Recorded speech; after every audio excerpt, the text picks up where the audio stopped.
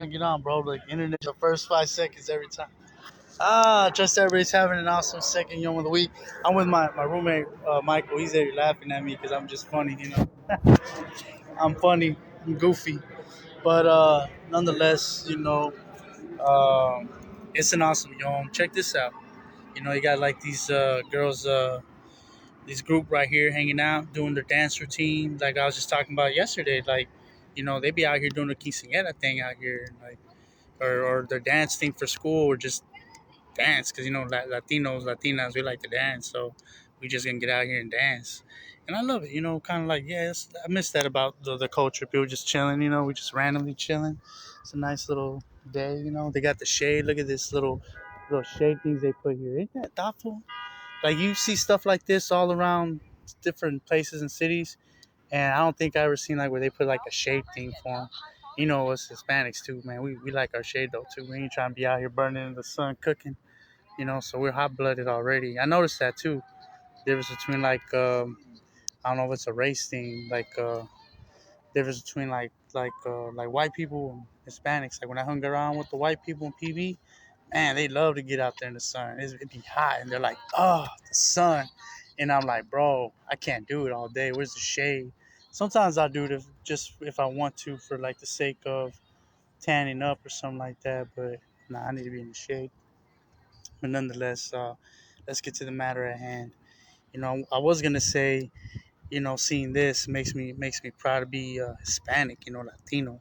But then I had to catch that because I'm not Hispanic Latino, and so they're living their world, their paradigm. They're doing their thing. You know what I'm saying? So, but in my reality, like it's like a different thing going on where like it's to check myself, like to see if I'm gonna be firm in my beliefs. I'm gonna go this way because I want to give them the space. I'm gonna go sit over there, bro. Yeah, I'm gonna just.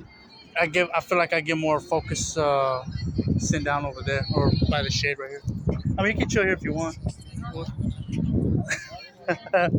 No, it's all straight. But I feel what you mean. Yeah, you don't want to feel like.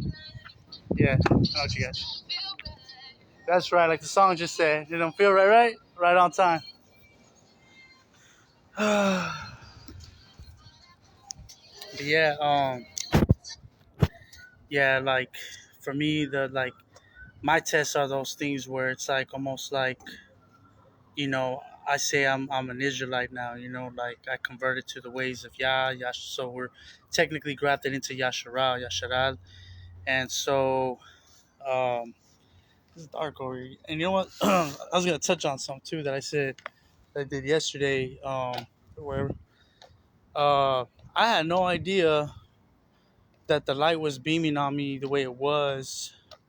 With like, if you saw yesterday's video, with like the light going into my eyes, like it was making like little fiery eyes, or I didn't see that because when I was sitting down here, I couldn't even see the camera. I still can't see it.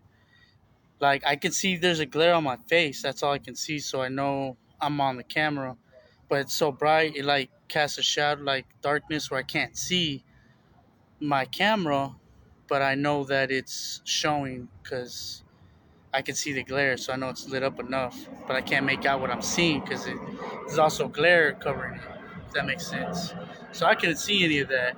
And that's because was telling me, also yesterday that he's gonna give me another witness, like the crown on the head, and like, oh shoot, I'm about to get another crown on the head, and I thought it was gonna be that, and then like I didn't even see none of that till after in the replay. I'm like, what? Because you can see like that little light kept lining up with my eye. I can't see nothing now. I don't even think it does it now. I think that was all on the playback, to be honest, because I'm like, I don't remember that like even close, and I'm just now saying like, let me try it again, see if I see anything like that. I don't. There's nothing there. So if it comes up in the playback, if you're seeing, all that cool miraculous stuff, the fiery cross, the eyes or whatever, that's all Yahuwah, because there's nothing there right now in the live. Like it's in the playback, it turned out. I don't know. There's nothing there. I'm looking at it, and my eyes are just black. Anyways, I mean, I can make it out. There's nothing. Yeah, they're just black. So that's one thing I want to say. Like Yahuwah bears that witness. So Barak Yahuwah. Another thing I was gonna say, I don't want to say it too out loud in front of like the culture, and I probably should have.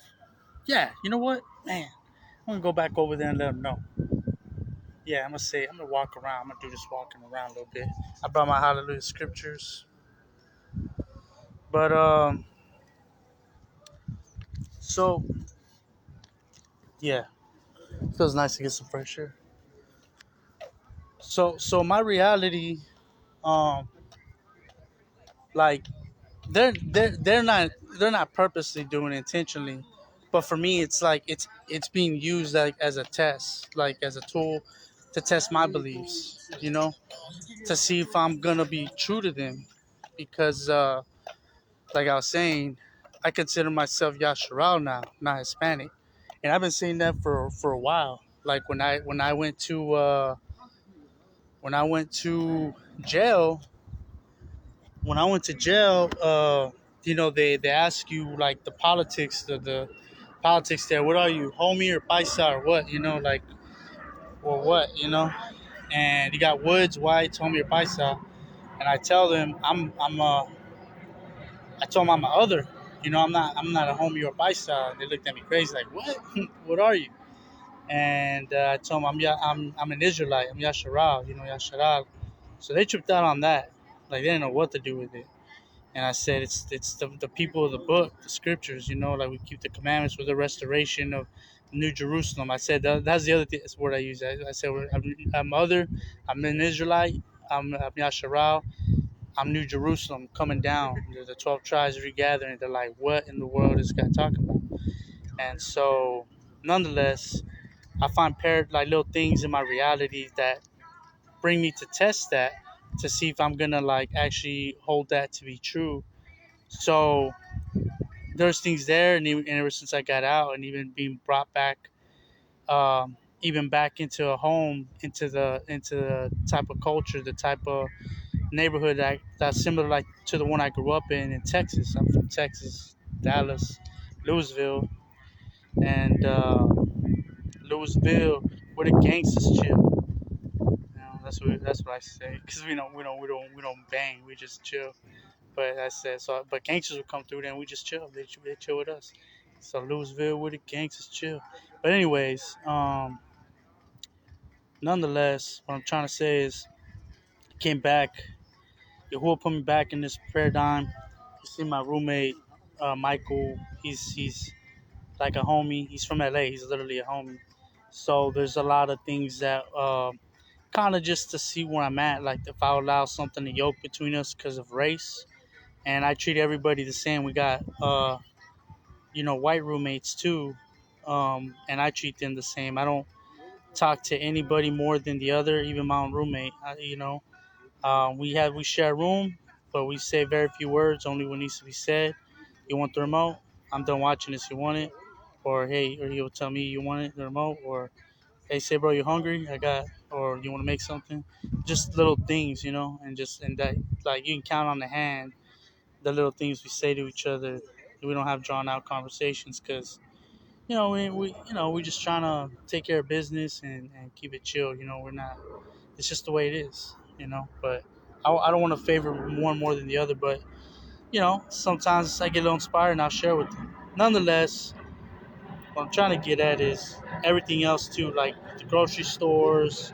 There's just Latinos, Latinas, Hispanics, and it does try to tug at me to draw me in to try to be like you're Hispanic, you're Mexican, you're Latino, Even when I get on the trolley, because even on the way over here, there's a lot of Hispanics around the same time that I'm doing what I have to do and run my errands and come back, and so I see a lot of. I almost want to say my people, right? I see a lot of the original race that I came in this vessel in, like mine, that I'm a part of.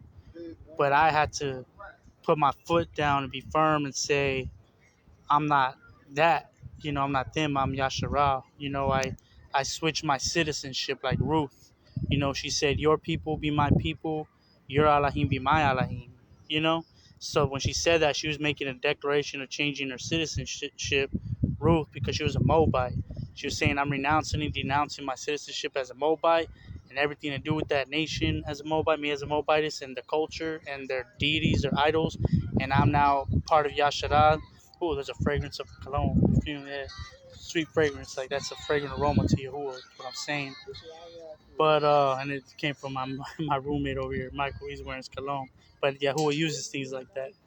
But nonetheless, Ruth said, "Your people be my people, your Elohim be my Elohim." So she was renouncing and denouncing her citizenship when she said that, claiming to be Yasharal. And so that's what she did. So she became Yasharal, Yahuwah became Elohim, and their ways became her ways. The Ten Commandments, the Torah, eating clean, no pork, no shrimp, the biblical Moadim, the biblical scriptural feast, and that's it, you know. And so no more paganism. And so that's the same thing. Like when you renounce and denounce, when I renounce and denounce, not just like as a race, but even with the culture, everything that I grew up with in Catholicism, traditionally with like the tree and the saints and the eggs and the Virgin Mary and all that, I had to put that behind me. I had to like put that away and say, you know, like Ruth the Moabite is, I'm now Yasharal. Your people are my people, Yalahim Alayim. So I changed my citizenship. So it's cool because I get to be put in situations and dynamics to kind of really want to test that, where it's like, okay, well, here's the people you were part of, like, that you grew up with, like, with the culture, and it does want to, like, some, like, in a way kind of tug at me, like, oh, look, this is like, I'm used to this. This is what we used to do. Like, I grew up doing dances, quinceañeras. We used to be a part of this thing called Latino Club in high school, and my ex-wife, she was actually the president of the Latino Club. And we taught the dances. We used our quinceañera dances, and we showed them how to do it in the high school, and that's what they use to this day. Like, we went back a few years ago, and it's been like 15 years since high school, and they're still doing our dances. Like, what? That's like what they teach every year for like the cultural Hispanic tradition. Had some like cumbia king music, Selena and cumbia kings, and some old school, ¿cómo se llama? The el vas, the waltz, and yeah, all the traditional quinceañera music. But nonetheless, that was then. This is now, and so even right now. And it's like I can sit with and be chill. I don't hate it. It's just like I had to be firm and understand. Like I had to see it like I'm a foreigner. So that's where I'm like trying to download. Like I'm a foreigner to this now. Like it was once what I was, but I still admire it. It's still it's not sinful.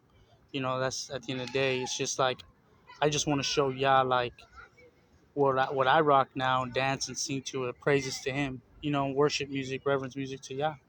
We're walking over here, me and my roommate, a little rap song in the background. I started freestyling, making it about Yah. So that's what I do. Like I turn everything back to Yah. And that's all I can do. Like it gives me pleasure to do that. That's just me. And so right now it's nice to be out here, get some fresh air, and talk about that. Seeing it right here in front of me, and that's not to say we can't coexist, commingle. Like you want to be cordial, you want to let you can still integrate and share into that, and I feel like that's what you was doing, like getting me assimilated, with all the different cultures, and still maintaining mine, with him, and that's cool, you know. There's nothing wrong with that. It made me realize, what beautiful people too that we have. Lovely people that we come from originally in the race. Because, um, you know, I was stranded in PB for a long time because that's just where all the resources were for me. I got flooded out downtown. Ended up in PB, and out there it was just a bunch of that's a different culture out there. If you know what I mean, that's that beach culture, the Barbie girl culture, all the white girls, and that got stuck on my head for a while. But praise Yah, he's like, all right, we'll bring you back here, and it's like, oh man, this is where it's at too. Like, praise Yah, women are lovely, but our women, well, I can't be like that, but the women that I grew up with and traditionally in my race are very lovely, and it would be awesome, to one day when you see them. Also, to see them, be nice to see them taking interest into the true biblical commandments, the true Torah, like the truth, the word, like what the Bible actually really does teach, the scriptures, the commandments, like the law wasn't done away with. Matthew 5:17, he said, "Don't think I came to do away with the law and the prophets, the Torah and the Nabim. Didn't come to do away, but to fulfill means to fill it full, to raise the standard." He said, "I came that your joy might be fulfilled." That doesn't mean your joy is done away with. It means that your joy has been raised to the fullest. And that's the way I came to raise to the fullest the commandments. And he explains what it means after that. For it is written in the law, don't commit adultery. But I say, if you even look at a woman sexually, like to lust after her with sexual intentions to get her, then you already committed adultery with her in your heart, because the intention is there to do that, to try to lay with her. So he raised the standard, because is that doing away or raising the standard? That's raising the standard, because it's no longer about committing the physical act, but now he makes it about what's in your motive, what's in your intention. It's already like you committed a physical act. If you have hate towards your neighbor in your heart without a cause, it's like you already murdered them. It says without a cause too, not to say that if you have a reason, you can hate them. Like, it's got to be a really nice reason, and it's not hate to the fullest. There's levels to it. It's like, if you have a reason to be upset with him at the lowest measure, then yeah, it's understandable. Like, if he has took your this and broke it or whatnot, and you might be a little upset with him. You have a reason. But if you hate your neighbor, or you despise him without a cause, then that's just pure jealousy. That's pure evil. That's envy. That's Satan towards Yah. For no reason, it's a jealousy issue. It's a demonic issue at that point. It's understandable if there's a reason to be upset. But if you don't got a reason, that's murder or not. It's coming from jealousy and envy and pride. Uh, Nonetheless, what I wanted to talk about was I just brought it up earlier, and I don't want to go there, and I was gonna go there, I guess, about the white girls, the white thing in PB. I was reflecting, man. I was reflecting on some of the spiritual warfare I had gone through recently, and I was like, man, when did it really start? Like, how did I get here? Like, all that crazy stuff I went through that I explained to you before, on a brief thing, it was crazy. I was talking about, like, the projections where there it was like demons in the flesh manifesting, trying to get me to look at them, and they're just everywhere, and they're trying to take my energy, and they're just mocking me, speaking my thoughts to me, and it was like, where am I? What realm is this? But nonetheless, happening through that, and they were just trying to create this intimate relationship, though, at the same time, like like a hive. I called it the hive bride, but like a collective, like a school of fish. They're all one mind. They were all connected, and they were all beautiful. They're all lovely. They're all appealing to the eye, but they were all trying to get me feeling like we had this like secret relationship thing going. And it's hard for me to figure out on that double-edged sword what was really going on, because in one sense it seemed like it was like scripture, nabu, like coming to pass, where it talks about in the last days, like when judgment does happen, that there's gonna be only a few men left, that the righteous are left over, and it says 7 women will cling to one man. And I felt like Yah was telling me, or maybe the enemy was trying to even. I felt like Yah did tell me, he's like, hey, you're gonna get some of this. And then but like the enemy was trying to twist and be like, hey man, since it's gonna be yours, you can go ahead and play with it now, imagine it now, and like just have fun with it now. It's already gonna be yours. So that's where it was wrong. But then it's like, because there was things happening, like I was like telepathically communicating with them. They would like come, and I'd be like, as soon as I was like, stop, bend over, do this, do that, they were doing it. I'm looking around, it's like nobody was even seeing it, and they were doing it, and I was like, what the heck is going on? But so when did that all start? Like, how did I even get to PB? What? So I tracked back. I started going back, and I wrote it. I wrote it recently in one of my posts. I had mentioned that if you really want to make the enemy mad, the one thing they hate the most, and they'll probably try to come at you in some kind of way to put a really strong stumbling block. Like, I think I had titled this something like that. They'll try to put a root of wickedness, plant a root of wickedness, a stumbling block, a stronghold, like an addiction, right?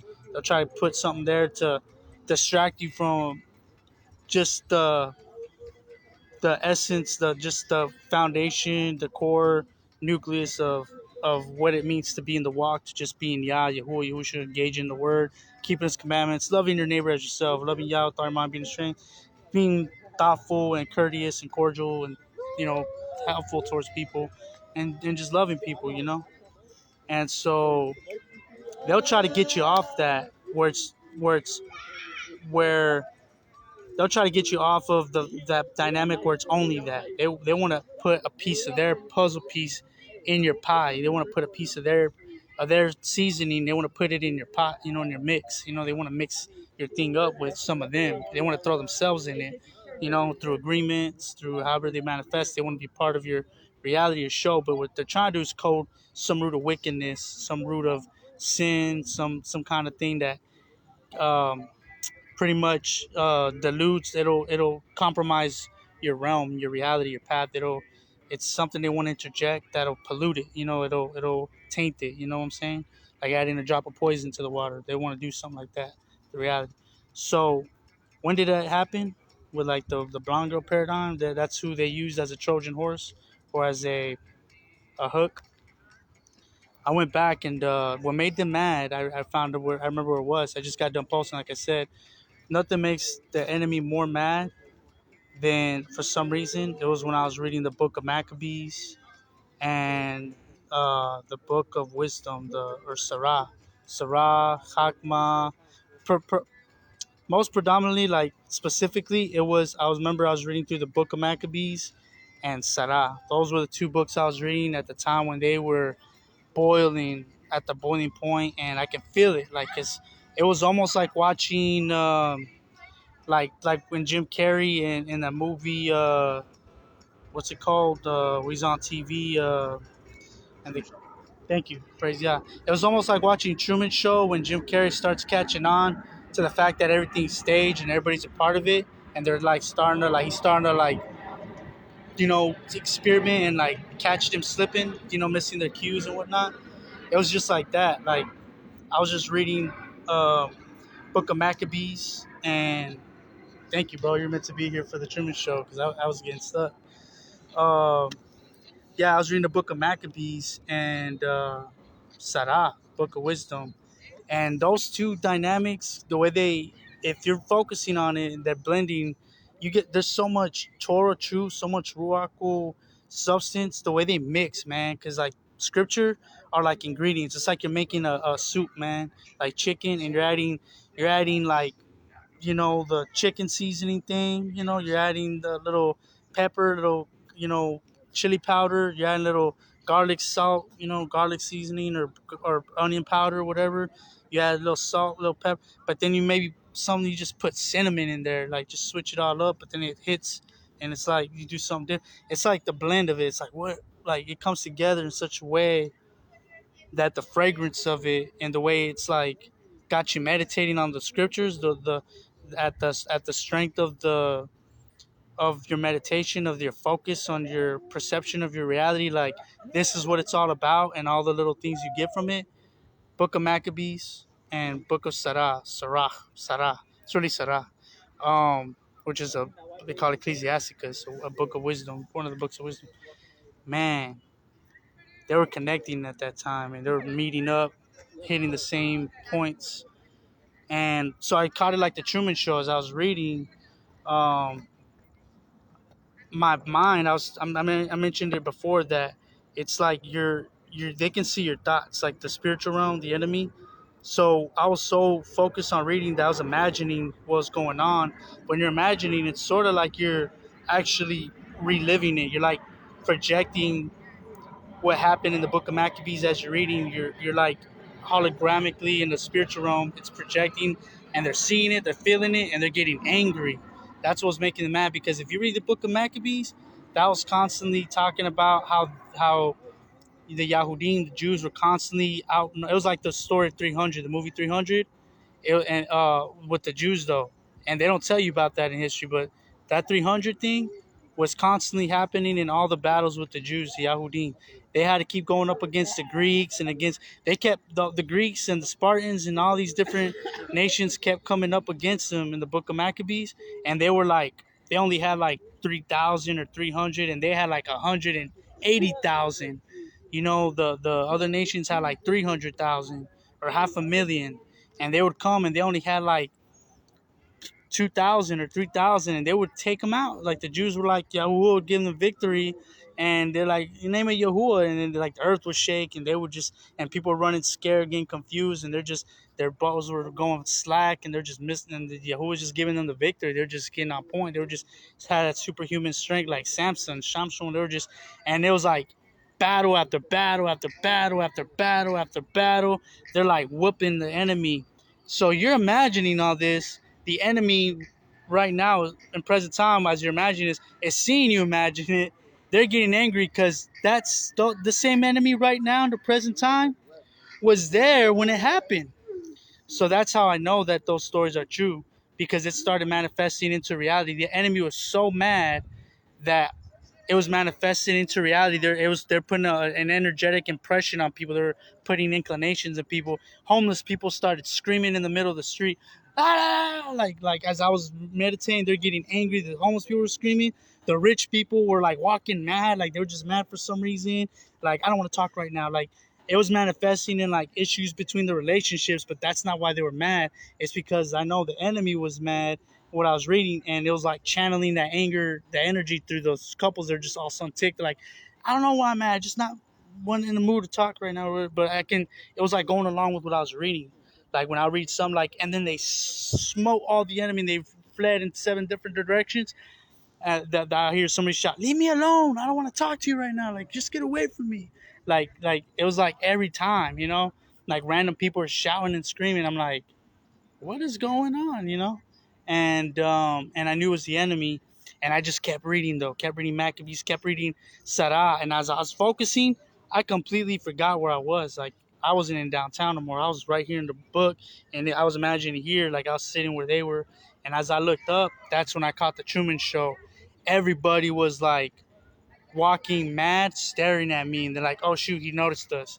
It just was that simple. It was weird. It was like, was everybody just watching me read? Because why would they? Because they can hear my thoughts. They can feel my focus. Everybody's engaged. They can see it, feel it, hear it. That's why a lot of times, when I used to read, like when I said I was at Black's Beach and I was reading and stuff, but naked or whatever, just trying to get in the word and be pure, like Garden of Eden. All of a sudden, a couple would start messing around next to me, and then they'll try to invite me to play with them when I'm reading the word. Why? Because my mind's focused on the word. Like, your mind's focused on the word, imagine you're on the microphone, and like I'm physically doing it now, but in the spiritual realm, even the spirits, and like all they hear is you on a speaker, and in reality, and all the earth. And they're just hearing your words. They're feeling your focus. They're feeling your connection. They're feeling your intention, your motivation. They're knowing like your love. They can feel all that. That you're connected to Yah. Like, He's purely your entire intention, just to esteem His name, and they can feel that. They know you're real about it, and they hate it. So what they'll do is they'll try to distract you by, you know, bringing a couple next to you, or a girl bringing you something in a bikini, or trying to talk like, hey, and trying, or something like a car crash will happen, ambulance, any kind of distraction, cars driving, vroom, vroom, vroom, and like a fight will break out or something crazy just to get you off the word. And that was starting to happen. Like, I kept reading, and they were trying to like, hey, yeah, the homeless people were yelling, and I just was like too focused to even care. And I finally would randomly look up, like the rock was like, look around you, and they were like mad, like they were all stopped, like everybody's like, freeze, like we're taking a break, we're not wasting any more energy projecting our show, like trying to, because all that takes energy to move animate a demon in the flesh spirit that they're occupying in our realm, in the earth, to just even walk and smile and have energy of to attract you. All that costs them energy to produce all that, and I wasn't giving them energy, so they weren't even moving. I looked up and everybody was standing still, like deer caught in the headlights. You ever look up and like you see like the birds or the animal, like a dog just staring at you, or a cat, or like an animal? It was like that, but with everybody. I'm like, what the heck is going on? And then they all started moving all of a sudden. I'm like, okay, that was weird. And I'm just reading quiet, by the way, just so you know. I'm not reading. I was reading that loud. I was just like just some homeless dude up by the 7-Eleven, because I felt someone say like, "Where were you?" and the 7-Eleven in downtown by Petco Park. That that 7-Eleven right across from Petco Park. That's what I was just reading right there, and all the people walking past by Petco Park, and that's all who froze. I looked up, and they were all just standing there like dog on a leash on the phone, but they were frozen. All of them were kind of looking at each other like, I don't know what we're gonna do, and they're like, oh shoot, he's watching, like he's looking at us, and they're like, oh shoot, and they all just started walking again, like everybody just kind of. I'm like, what the heck? And so I'm like, all right, so this is doing something. It's throwing them off because I was absorbing, I wasn't giving the reality no energy. I wasn't feeding the realm them any energy. I was feeding it all to Yahuwah, Yahusha, the word to manifest on earth. And I felt like when I was reading the book of Maccabees, a book of war, and so you're reading how they're smiting the enemy, I felt like it was literally smiting them in that moment. Like it was scaring them, or at least making them kind of stay away because your imagination is projecting it in a cosmic realm on the earth. So they see the projection and they tremble at it because they were there when it happened back then in those times, and so you're just like you're like kind of rubbing it in their face. So they're mad. You're rubbing it in their face. They don't want to remember it. You're like reading, you're imagining their defeat all over again because the same spirits that are alive today are the same spirits from the 1,000 years ago that were maneuvering, that were animating the enemy, the nations that were against Yah's nations. And we know that because Book of Daniel, I believe it's Book of Daniel, talks about how Michael or Gabriel comes to one of the nods to Daniel, I believe, and he says, "Forgive me." He said I was hindered by the prince of Persia, and Michael. I had to wait like a couple weeks, like a week or something, and then Michael, the archangel, came and he helped me push back the prince of Persia so that I can come through and deliver this message to you. And I was like, what the heck? Like, because what's funny about that story was not funny, but interesting about that story is there was actually a war going on between one of the nations and Persia at that time. So that's what Yahusha means when he says on earth as it is in heaven, in Shamaim. What he's really saying is what's manifested physically is a reflection of what's happening in the invisible realm, in the cosmic realm, the spiritual realm. Everything physical is a poetic reflection of what's happening in the spiritual realm. So, they're trying to do these things, and the enemy, Prince of Persia, is coming against Michael, the Archangel, and Gabriel, and all that. Well, it happens to manifest as a war breaking out on earth as a battle. So, that's the blueprint. So if that happened at that time, that's happening all the time. And so basically when, you know, I'm reading the story and I'm going back into the wars and I'm imagining this stuff, I'm seeing everything get quiet. Like everybody's moving out the way because when I imagine it, it's like you're replaying it and they're feeling it, they're seeing it, and they're mad because they don't want to come near it because there's power in that visual. And so they were trying to do things to distract me. They were trying to, they were getting angry. So cars started revving. Homeless people were yelling. People were fighting on the streets. And I just kept on reading and reading and reading and reading Book of Maccabees and Sarah to the point where all of a sudden, this is when they brought the white girl. This is where I was like, the white girl thing started. All of a sudden, they start bringing all these pretty fine white girls. And I never even looked at white girls at this time. I was always like, I ain't into white girls like that. Like that was at the time I was like not even really into looking at girls. I was like, I'm done. I'm not checking out girls. I'm just in the word. All of a sudden, this white girls would come by and try like at the right time when I happen to look up, and they'll try to make eye contact and look at me all like seductive, like all special and stuff. And they'd always like they'll be walking a dog or doing something, and I started saying hi a little bit, like they were starting to like gravitate towards me. And at first, I thought it was just natural realm stuff, like, oh, maybe they like me, they're talking about me, because I just starting to see more white girls all of a sudden. And then when it happened was around this time, reading the Book of Maccabees and the Book of Sarah, Shabbat, coming, 6 Yom, sun going down, blowing it for Shabbat Shalom. I was blowing the shofar around downtown, and I remember these white girls were like looking and clapping and trying to like get my attention, and it was kind of like trying to throw me off in a way. But then, so I just kept ignoring it though. But then at this certain point, this white girl was walking like a golden retriever though, and she came at me, and I blew the shofar, and her golden retriever started barking at me. So they used like a double attack because I was blowing it, and the retriever barking would make someone want to stop blowing because like, oh shoot, is this dog coming at me to attack? Because he was barking like that, roar, roar, roar, roar. But I didn't care. I kept blowing like, screw it. If I get bit, I get bit. So I'm just blowing it. But by the time I'm done blowing, she's just standing there watching, like she's letting the dog bark at me, like she was trusting I would like stop, like she tried to disrupt me from it. But then she tried to smile at me too, like she's trying to lure me in, like trying to get in my head, like trying to get to the point where I start thinking about why, like girls and her or something at some point at a subconscious level. I start to feed in, but that it wasn't happening yet. I was so focused on my mission. I blew the shofar. Dog was barking. I got done. She was just standing in front of me with the dog on the leash, barking at me. She was just smiling at me. So like, if the dog didn't get me startled, then her smile might get me distracted. They're just trying whatever they can. But I flipped out on the dog because I ain't having it. I'm like so fully locked in at this point. Like the dog goes like roar, roar, roar, roar, and I was like, get back. Like I yelled at the dog. I think I blew the shofar at the dog.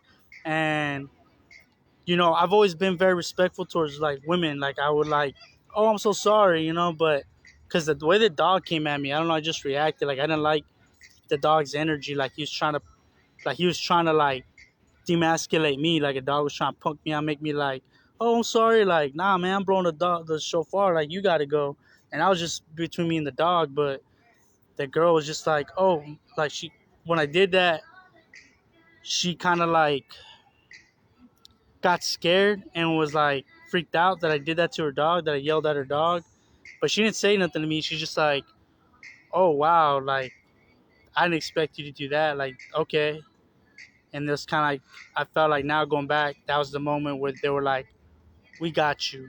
Like that's how you want to play. Because that's when everything changed. I remember I never had anything with girls up until that point. And then I didn't give in to their little distractions and their dog trying to bark at me. And like, I yelled at her dog, and the dog took off running. Like the dog was getting scared moving back. And so she just was kind of like, whoa, like, what are you doing? Like, why you act like, oh, wow, okay, you want to play, like, aggressive. Okay, two can play that game. And that's when it happened. All of a sudden, like, the next day, the clouds were darkening.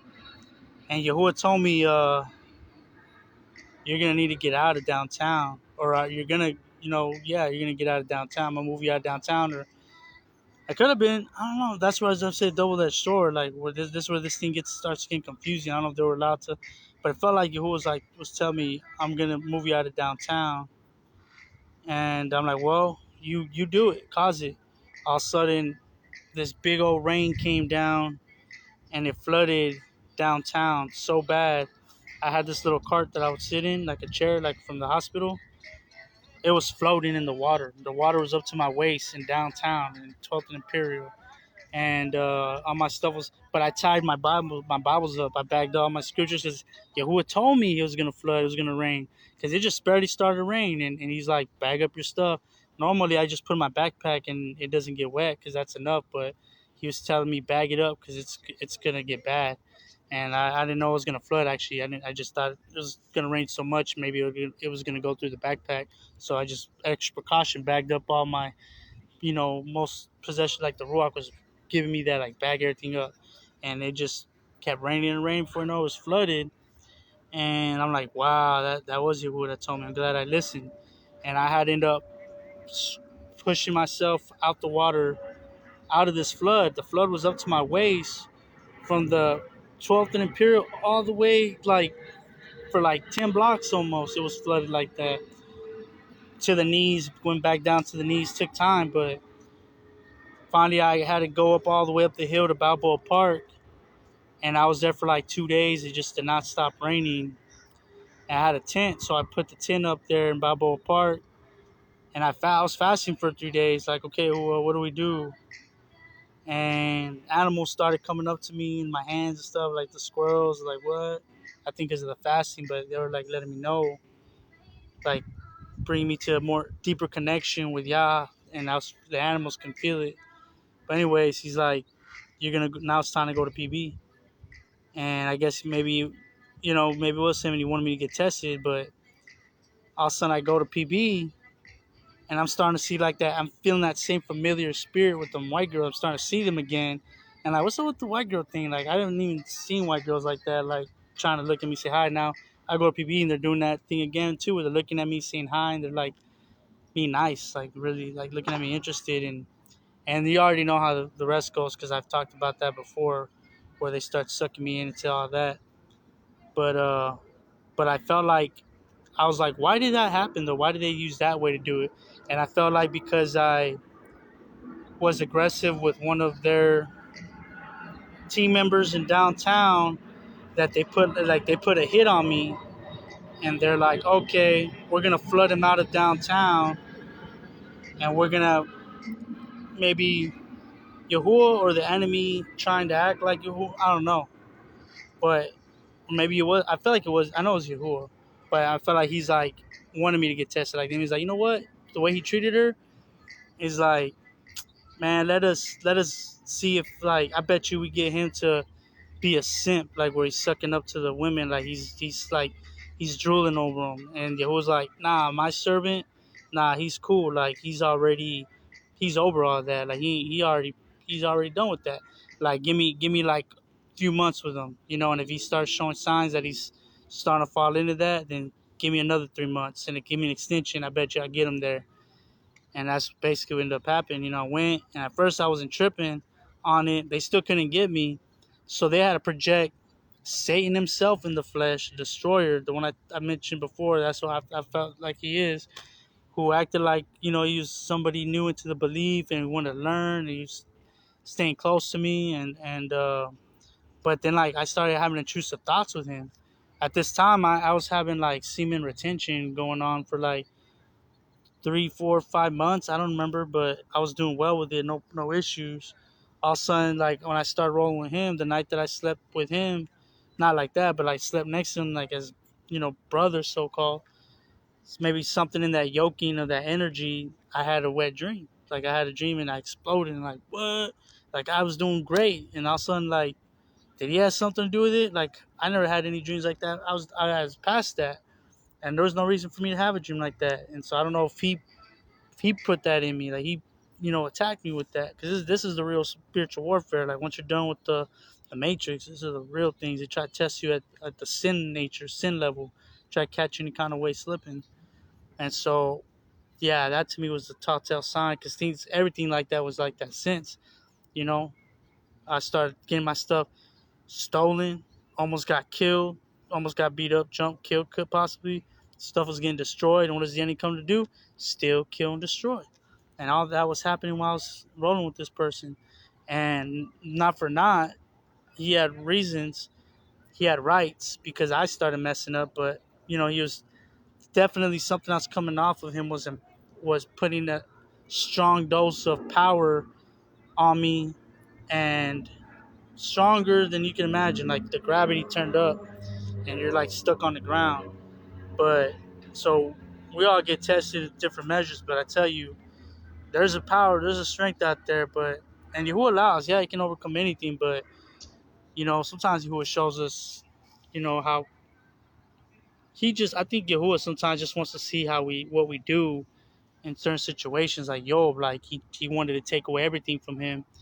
With me, he just wanted to see what I would do, being powerless to, Satan's intrusive thoughts and emotional charges and delusions and projected uh, social construct realities, where they're throwing themselves and bending over, doing all this crazy stuff, and stimulating me. Like, they're just throwing themselves at me. All like, what the heck is going on?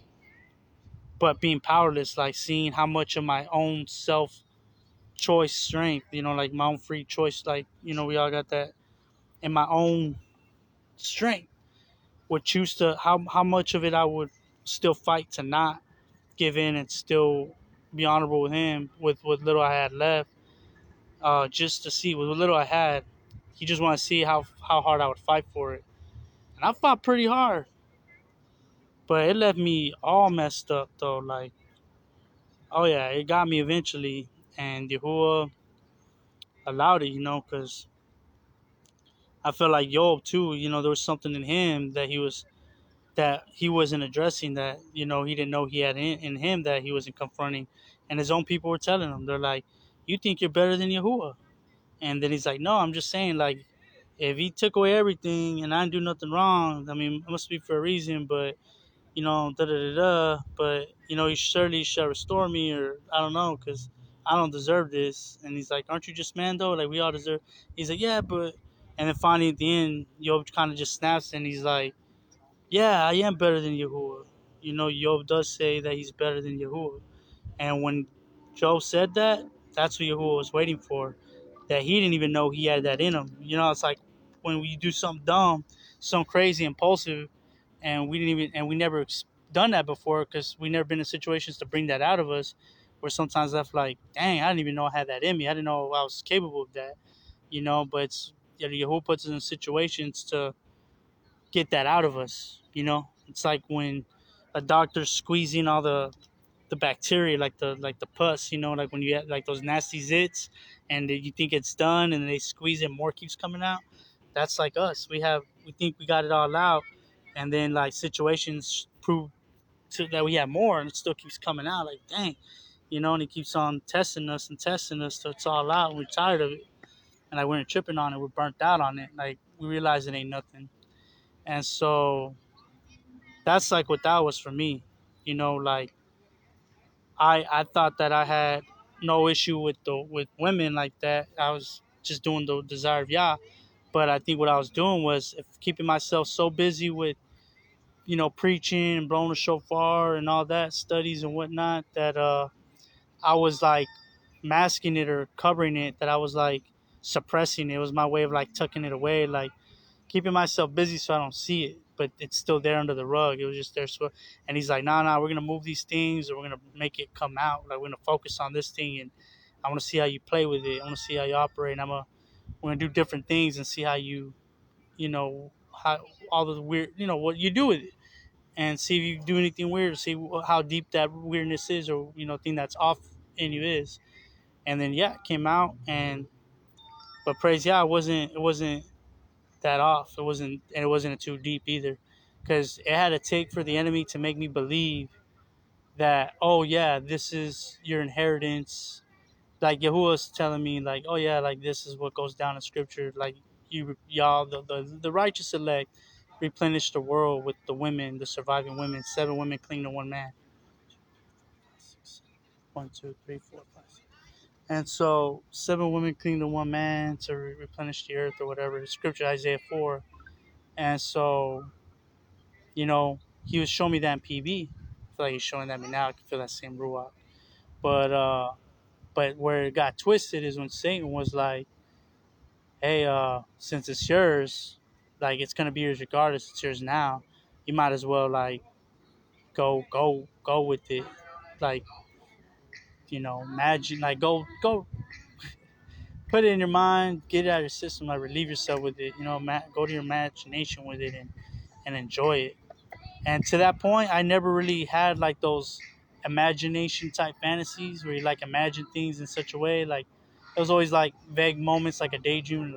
It's always been like modest, but I knew it was a demonic charge now looking back, because also when I would imagine it was like I barely had to put any effort to try, and it was just boom. It was like HD imagination. Like I could see every little pore, every little bump, every little peach fuzz of the hair glistening in the sun, on the skin, and like smell it. I mean, it was like everything was there. I'm like, what the heck? And it's because like the enemy does that. It can heighten spiritual dynamics. Like the movie, like I give movie parables. It's kind of like the movie X-Men Apocalypto, right? Like the enemy comes and he's like, oh, Magneto, you can move metal. But I bet you to know that you have the potential to be able to even move the core of the earth. Like if you really were to like transcend and dig deep and really reach the true potential of your power. You can destroy the earth with like just moving the core, move the core out of the earth kind of thing. And he channels his power through Magneto, like this dark evil power, and Magneto starts to move the core of the earth, and the earth starts to shake. But it wasn't Magneto doing it; it was this dude like yoking with his spirit, like he was being possessed in a way, and he was being empowered by his dark spiritual energy to like put his power on steroids. And that's what that movie is about, like this spirit, this demon kind of guy, and he tries to come off like he's righteous, but he wants to destroy the earth and only let the mutants live, kind of like Magneto wanted originally, but he's doing it very demonic. He's like using everybody's power and he's putting it on steroids with his dark power energy times 10. And that's basically what the enemy tried to do with me. Like anything I would try to do, imagine something he would do times 10 where I was straight up telepathically communicating with these people and I have no idea if they were just really demons in the flesh or it was from another realm. And I was like, on another alternate universe reality version right here around me, like we have our energy, those are little universes, and like my consciousness can go from this reality to right here, this one, and then zoom in, and then it's like a different reality. That's how it works. And in this reality, it's all staged and it's like demons in the flesh. And so like I'm telepathically communicating with these women the minute I put my attention on them, and it's like how they're there, right? But imagine they were just walking around the path or whatever, and the minute I put my mind on them, they'll like stop and turn around and look at me every time. We're like, I'm like, what's up? Like I'm just putting, I can like feel my energy, like love, and send them love. Like that's what I was doing. I was putting love in them, and they were like kind of like they'd walk and be like kind of like let me know they got it. And that's, they were all doing that. They were all looking at me. They were all, and then like if I wanted to, hey, I like what you're working with. I wanna I wanna see what you can do. Like I would just subconsciously, it's like they're reading my mind. Like I wanna see you. I wanna see you perform for me. Next thing you know, they were like they just stopped what they were doing, bending over and stretching, tying the shoes, and then starting to stretch and bend over, doing the yoga poses right there for me. The minute I had the thought, it was like they weren't doing, no one's doing nothing until I said to do it. Like the women and everything walking by. And as I was creating all these little realities that the enemy was getting me to like play like with reality the way I wanted to, just to see, like trying to twist it though, right? That's what I say. Like they want to be a part of your reality to twist it, but then like, and that compromise is no longer, maybe it's no longer praiseworthy. They try to get where it's no longer praiseworthy, yeah. And so then they started heightening. The enemy was heightening up, like, oh yeah, like they ravaged you, your people. You're gonna ravage their wives. So, you know, they're like, so it don't even matter if they're married because you're gonna take all their wives too, because they took yours. So you can look at all these um, women with their husbands. You can look at all these women even with their husband there, and I guess it was just by inspiration or what, I don't know. But couples would be walking around, and I was able to just like channel my focus where the dude wasn't even there. Like he didn't exist to me. He was there, but it was just all between me and her, and she was looking at me. I was looking at her, and we had this thing going on, and it's like he didn't even notice. Like he was just background. Like he might as well been the dog on the leash. And it was like that thing, like every time. And I was there, like, oh, y'all see me some videos. I was blowing kisses. I went through a thing where I was blowing kisses, and they would like receive it and blow kisses back, or just smile at me, whatever. They started doing all that, and I was doing that to straight up to their face with like with the couples. Like I'd be like, and they would like smile, and the husbands are just kind of there like robots, like they were just there, like not doing nothing. They just let me, and I was doing that purposely to test him, like, man, what's really going on? That wasn't me like being evil, being weird. I'm like, I was being like Jim Carrey on the Truman Show. I was like trying to test this out. Like I was trying to test their limits. I'm trying to catch them. I'm trying to weird them out. I'm trying to like get them uncomfortable and see what they do, and like why they're not doing nothing with to me about it. I did some crazy things just to like, cause I'm like, this is not the real reality. This is not the natural realm. Where am I? This was, I could tell it was another realm or something, or two realms colliding, like this other realm project on his natural realm, something like that.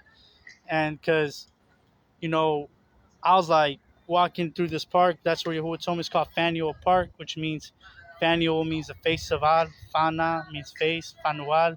That's where Jacob wrestled with Yahusha and won. We touched his hip bone and it got dislocated out of socket. And he said he called the place Fanuel because he saw the face of Yah, of the face of Allah. And so this park was called Fanuel Park. So I'm like, oh, I'm right before the face of Yah. He's like right here with me. And I felt that he was there. He was allowing me to see things because the one things I always wanted to know, what do people go through when they're on meth? And he showed me that by me having to go on it, but I saw how it was all demonic and spiritual and different cosmic realms and all that, like I mentioned before. But then this was part of him showing me like how they have control in those kind of ways, like create delusions in your realities by allowing me to experience it. And I was playing with it because I trusted Yah, like he's gonna keep me safe. I can feel his presence there. Like you go ahead, like mess with it, play with it, see how it operates. Like they weren't allowed to get me in trouble at this time. I was allowed to experiment a little. So I'm at this park and I don't care. I'm like, man, I'm gonna do something really crazy just to throw them off. And I got butt naked right there in the middle of the park. And I'm just walking around naked and I go in the water because there's little like a bay. I go in the water and come out, and everybody's just looking at me. No one's tripping, but uh, I think the lifeguard came up and said, "Hey, you gotta put your clothes on. We gotta call it in because that's part of our job." Someone did complain, but no one's really tripping. I personally don't care. I'm having a conversation with this chick lifeguard while I'm naked, and I'm like, "Oh, okay, no problem." And sure enough, as I go back to get my clothes on, the cops pull up, and normally they would take you in, like you're walking around naked, like that's an automatic, like he's being weird. And so, but the cops were like, "Hey, got a call about you walking around naked. Yeah, man, this isn't San Francisco." Like, I was like, "Oh yeah, I didn't know you can't do that. I thought like California was like you can get nude everywhere." He's like, "No," and I'm like, "Oh yeah, it's in San Francisco only, huh?" Because I know they have a beach right here, right? I was playing kind of dumb, like, "Yeah, you can do that Black's Beach, but not here." And I'm like, "Oh, okay, my bad." And he's like, "Yeah, you have a great day." They didn't ask my name. They didn't check me or run me, and I had a warrant this time. But I can feel at that time you would really have me like, "Hey man, this is your time to like mess around, play around, get out your system, experiment with it." But like nobody was doing nothing. Like it was, I don't know, I couldn't explain it. I don't know if I was experiencing again like the double-edged sword. I can never figure out what was really going on. I don't know if one sense I was experiencing Yahuwah's favor was so divinely protecting me. He was he was allowing me to get away with, like he had like credits for me, like, oh, you can get away with like this amount of stuff, and like I won't count it against you because you know you've already done so much for me anyways. I ain't tripping. I'm just showing you how this works. Or it was like the enemy. They wanted my energy. I had a lot of energy at this time because this is when I just got off of reading the book of Maccabees and the book of Sarah, and I had so much focus. I can feel the Shamaim, Yahusha with me. I can feel all this going on. Like I can feel the Malakim around me. I can feel things everywhere. It was just, I can't explain what I'm talking about, but I can feel eternity with me. That's all. The only way I can say. I can feel the favor with me. I can feel creation, the air, everything wants to walk with me. Like my entourage was creation. It was crazy. I can just feel the presence of creation, like wanting to be my friend. Like I was best friends with everything. And so even the enemy, I felt was like I was in a position like, oh, this guy's gonna be something. He's gonna be eternal, and so they were allowing me to get away with things because they're trying to get in with me. Like they don't want to mess with me, or it was like yeah, who have favor protect me, letting me get away with some of these things. Like I'm gonna just sweep it on the rug. Like I'm gonna pretend like I didn't see that. But in the other sense, it was like the enemy. Oh, the enemy. I was so high potent that eternal energy. That's when I started realizing they take it, you know, and so that's why they didn't take me into jail. Because if they take me into jail, they ain't got no way to take my energy. They can't take it like they can, like how they wanted to, how they were planning on doing. Because shortly after that, that's when they started bringing out more girls, more delusion, more like thoughts of like making these ideas where it's like connect, like building this relationship. Because what they were trying to do, that's why they didn't want to take me to jail. They should have took me to jail, and they were a part of it. They were demons in the flesh. Um, and then there's a natural realm projected that's like coded with that. It happened in the natural realm, but the realm that I was present in, the realm the filter that I was in, perceiving that through, was the where it's all malakim, all cosmic beings in the earth realm.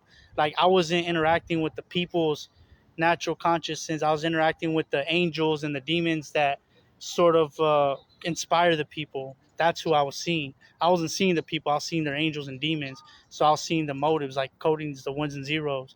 And so, but if there's a natural realm version of it, I just wasn't in that. We weren't operating in that realm. It's just one of the layers. Like imagine, like a projection, a projector, like on like the old school in high school, and they put those color filters and it changes the color. Like imagine they're all stacked. Like you put the green and the blue and it makes purple. Okay, so the purple, let's say that's reality, right? Like when those realms all come together, it's purple.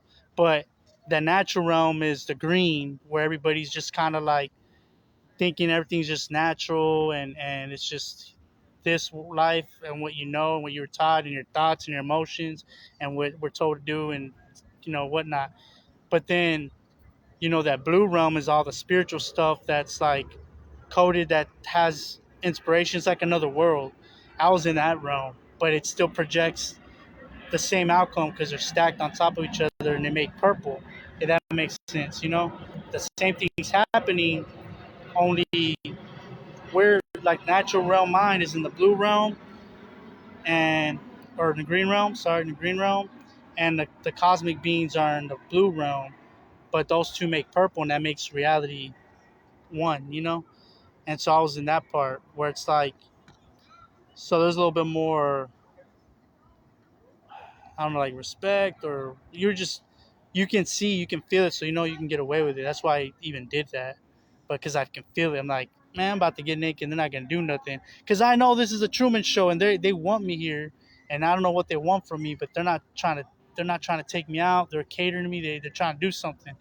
So I got naked. They called cops. Cops were like, gave me a little like slap on the wrist, like, all right, haha, don't do that again. And like, yeah, something's going on. And what they're trying to do is build that intimate relationship. They try to build that soul tie. They try to yoke you, like what I said in the beginning. They try to plant that root, that seed of that root of wickedness, or what did I call it? The stronghold, right? They try to put that stronghold. They try to plant that root of wickedness, make it into a stronghold and possibly an addiction, like that thing, like you can't come out of, like you're just too stuck in that cycle because it's too familiar. You've been there too long. So that's what they're doing. So then it was that real, because that's when I get into like where the girls come around, bend over and stuff, do things, project thoughts in my head, and they would manifest everything that was going on in my mind. They were doing, we're telepathically communicating, and they would do everything I would tell them to do. And I kept it between me and them. There's laws to it to keep it going. No, it was for real. And then I started realizing, like, I would feel weak. You saw my video, like when on Shabbat, my voice was all deep, like, "Hey guys, Shabbat Shalom, da da da da." And you saw yesterday's video, I'm all like, "Hey guys," like I sound like I do now, because that's me when I've am delved in the world and I'm like engaging and giving them energy. I start to slip and fall, think on things I shouldn't. Probably they're still trying, and I'm giving them energy. So you see it manifest. Like it takes the strength in my voice. It takes my eyesight sometimes starts to go. They take certain things. They take my strength. Also, I'm fatigued. I'm tired. I'm getting depressed. I mentioned yesterday about the tent thing. Like, in that cosmic realm, it's just demons walking through portals, but it's landing on natural people that are one with them. But I'm seeing it in a different way. I'm seeing the moment that they get possessed and they just appear in thin air. That's the realm I'm seeing people in. I'm not seeing their natural realm in the green filter where they just grew up and were interested in black magic and this and that. I'm seeing the demon that went and started teaching them, and then walking to me and trying to get me to do something.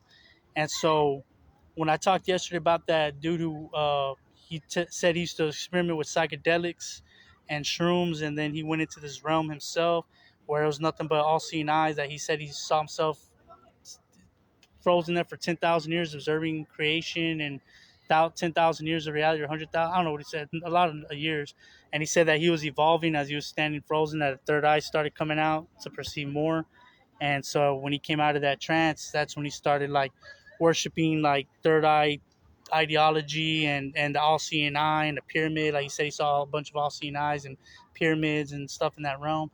And that's the spirit of that, that was with him, that embodied him, that possessed, that became yoked with. He became a manifestation of that realm.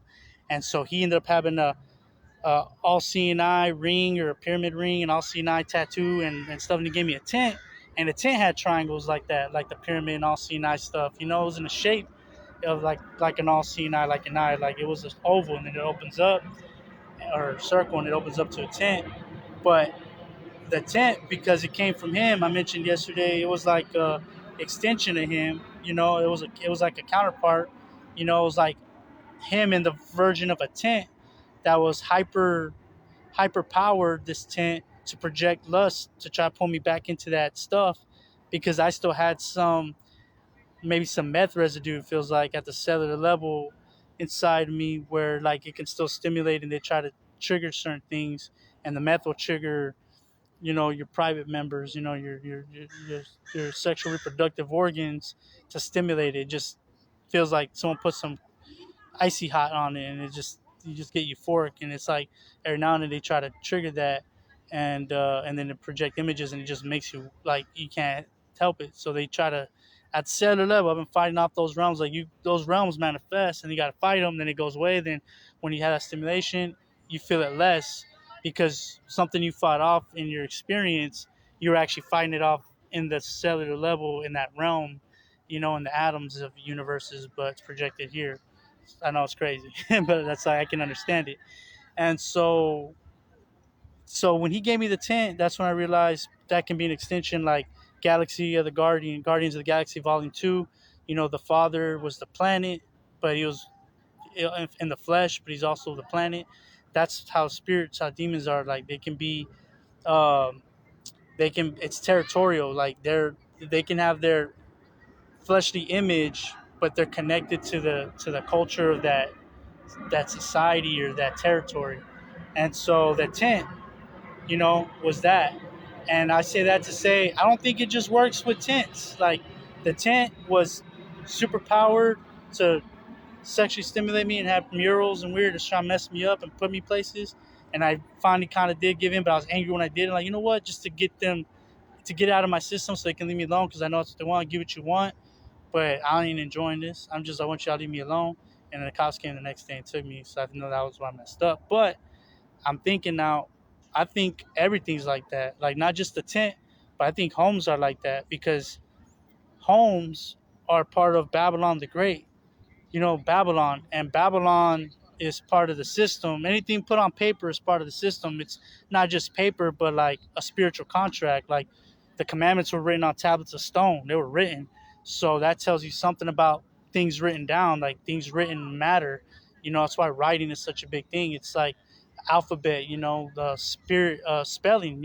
English is a witchcraft incantation, or English is a witchcraft language from the Freemasons that they used to cast spells. That's why they call it spelling.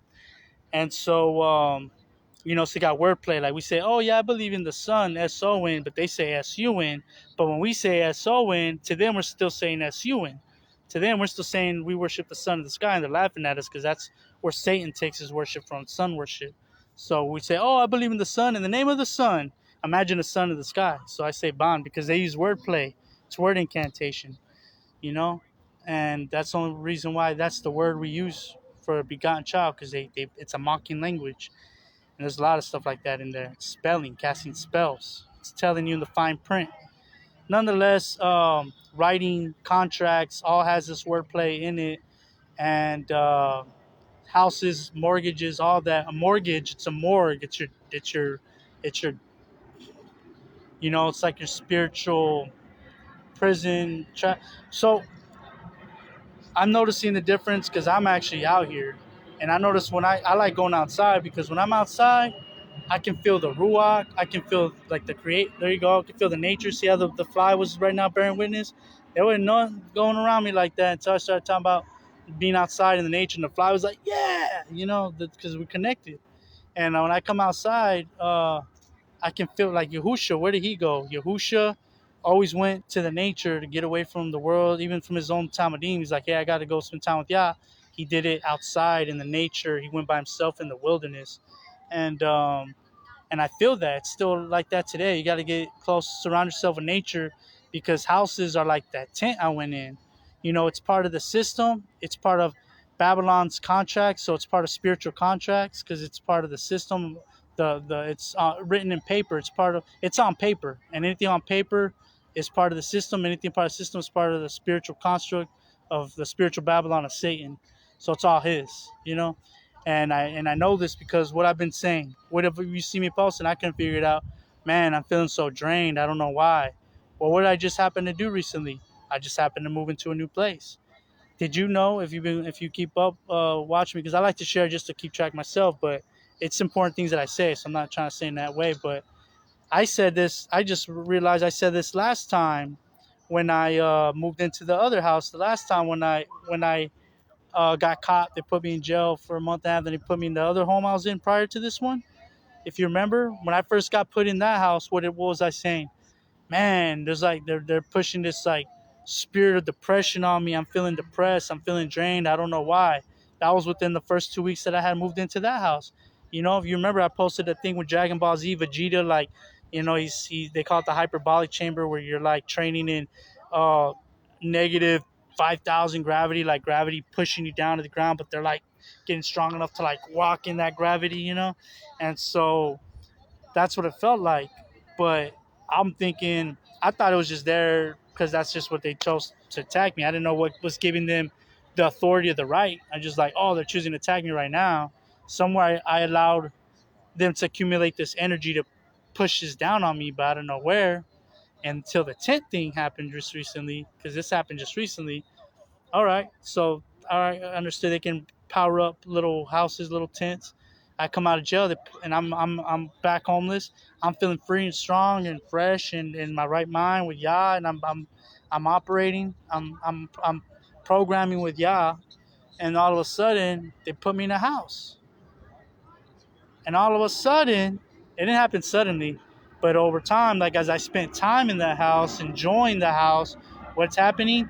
You're giving the house energy. They're storing up. The house is alive, like the movie Encanto, right? There's the parable. The movies are telling on themselves the spiritual realities, like the Encanto, right? The house is alive, your monster house. These things are living, and they got spirits attached to them, and they're of the world usually. And so I spent like the first time, I think like 2 weeks worth of energy. You know what? Now I think about it, I had that tent for 2 weeks when I finally had that very strong sexual lust inclination, and the murals appeared on the walls of the tent, side of the tent where I gave in. It was after 2 weeks of that. So it's like they harness your energy of enjoying it for 2 weeks. You know, they're getting you to look at it, enjoy it, and give it energy. They're powering it up, your own energy, and then they weaponize it and shoot it back at you. So they're the spirits that be were harnessing my energy at the new house for like 2 weeks, and then once they harnessed it, boom, like when I was like, okay, time to get a job, time to boom, all of a sudden I'm feeling drained, I'm feeling depressed. I'm getting a word. It's like, oh, it's time to share a word. Like I'm feeling it. Boom, all of a sudden I'm feeling drained, I'm feeling depressed, I'm not feeling it. You know? So they like were cutting off very pivotal moments to share. But nonetheless, it backfires because I'm always ready to share. Once they hit that charge and they don't got the charge anymore, they gotta wait and build it up again. I'm ready to go. I'm stay preaching. So now I can preach it all out, put it all out there the way, like telling you what's really going on in the spiritual realm. So praise God, they put me down and I wasn't able to speak. But wait until I get up and I'm gonna tell on you. So just so you know, this is how this works. But see, here's something you gotta understand though. I used to say that when I smoked weed originally, oh, my highs were cool. I would enjoy it. I get all, my mind would expand, and I'm like, bro, like, did you ever think? And I would sound all intellectual, like, whoa, out there, but in a very intellectual way. And or I would like get very inspired to write music, and I would get very just, you just have a nice high. You enjoy the trip. But once I started getting into the word, it was only when I started putting my mind on the word, that's when all of a sudden like something changed. Like it got dark. Like I was having bad trips. I'd get high, but then like because I was meditating on the word, also I started getting like my anxiety or like weird thoughts, or I started getting paranoid, started hearing voices. Like I was hearing people's thoughts. They're messing with me, and I had time. You just sit there and spend time with the Ruach, like from the foundation that if you know angels and demons are real, Yah and the enemy, and they're operating this, how would they have a part in this? And that's all it is. That's the foundation for everything that's happening, is understanding there's angels and demons and what part are they having in my reality right now. And then you figure it like comes to you because you're looking through that the right filter. That's the filter, and the Ruach tells you.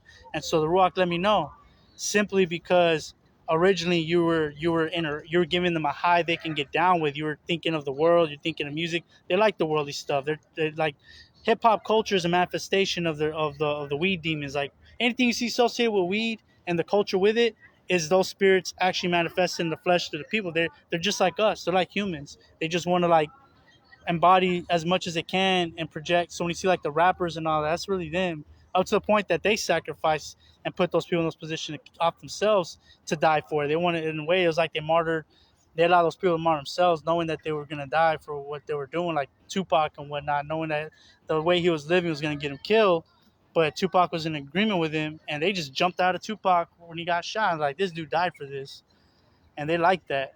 But nonetheless, when I was smoking and I was into the world and the music, I was having nice highs.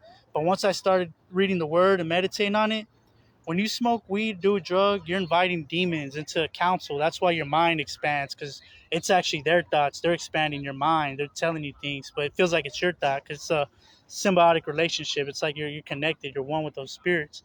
And so you smoke weed, and all of a sudden you have all these demons, but you're talking about the Bible, like your mind's on the word, right? So when you're thinking about the word and you're reading on it, you're thinking about what's right and wrong and how you want to change your life and how you can do better. You're sitting with demons telling them that. They're hearing your thoughts, like you're just like, and they don't want to hear that. Demons are like, what the heck? This dude brought us to a Bible study. We're trying to get high, and this dude smoked weed, invoked us, brought us here, and he's talking about the Bible. Man, make this dude paranoid, and that's when we start getting paranoid. That's when we start hearing voices, and all that. All those goes to dances too. They were lovely. They were should have got the murder. They were precious. They were cool to see, but nonetheless, you know, that would have been distracting. I was just chilling through it. I'm just now observing what just happened. Because in another version, I could have been all distracted and like, oh look, check out, and I think that's what it was trying to allow the cause to see if it happens. But I'm too focused on the word. You feel me? There's such a measure, but I had just a little bit enough to where I still need to work on it. You feel me? But nonetheless, but I admire it. But okay, see, can't get distracted. See, can't get distracted. So nonetheless, when you get high and you're thinking about the word, you're really trying to like, your intention is like, I'm gonna go all the way for this. Like that's all you're thinking about. You're gonna start hearing voices. They're gonna, because they're it's like they're jumping you. They're pretty much roughing you up for inviting them to a Bible study. You smoke weed and invited them to a Bible study with your thoughts, and they don't want to hear that. So then they give you bad trip, make you paranoid, and then they start doing that with other people. They start kind of like making other people see you wrong or differently or lame or whatever, trying to make you look like oh, if you want to think about the word, we're gonna ruin your witness before you even have a chance to look right, before you can even make yourself out to be like shalom, brother. Shalom, brother. My man Mike was chilling with me the entire time right now. He's probably like, man, Rob was crazy. He's cool though. He's a malak. He's like a malak because he's chills. Like I was surprised he came, and a part of me was like, oh dang, like we don't really know each other like that. So I'm thinking he's gonna, but he likes to come out and hang out with me. So I'm like, I'm just gonna get on live and talk about what I talk about. He's like, I'm cool with that, and he really was, and he's really like, I can feel his ruach is a 10. It feels like a malak of Yah. They come dressed up different ways, and we entertain malakim. His name's Michael. He probably is Michael the Ark Malak in the flesh and low key like undercover right now. So you hear the screaming because the enemy don't like that. They're mocking right now because when I said he probably thinks I'm tripping, and I looked at him in a fleshy state.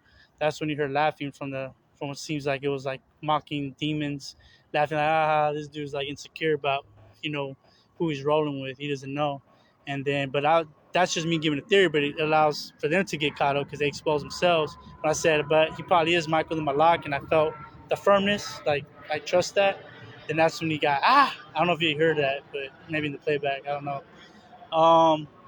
But nonetheless, yeah, man. So what I'm trying to give about the example about the weed thing, it's like that with everything.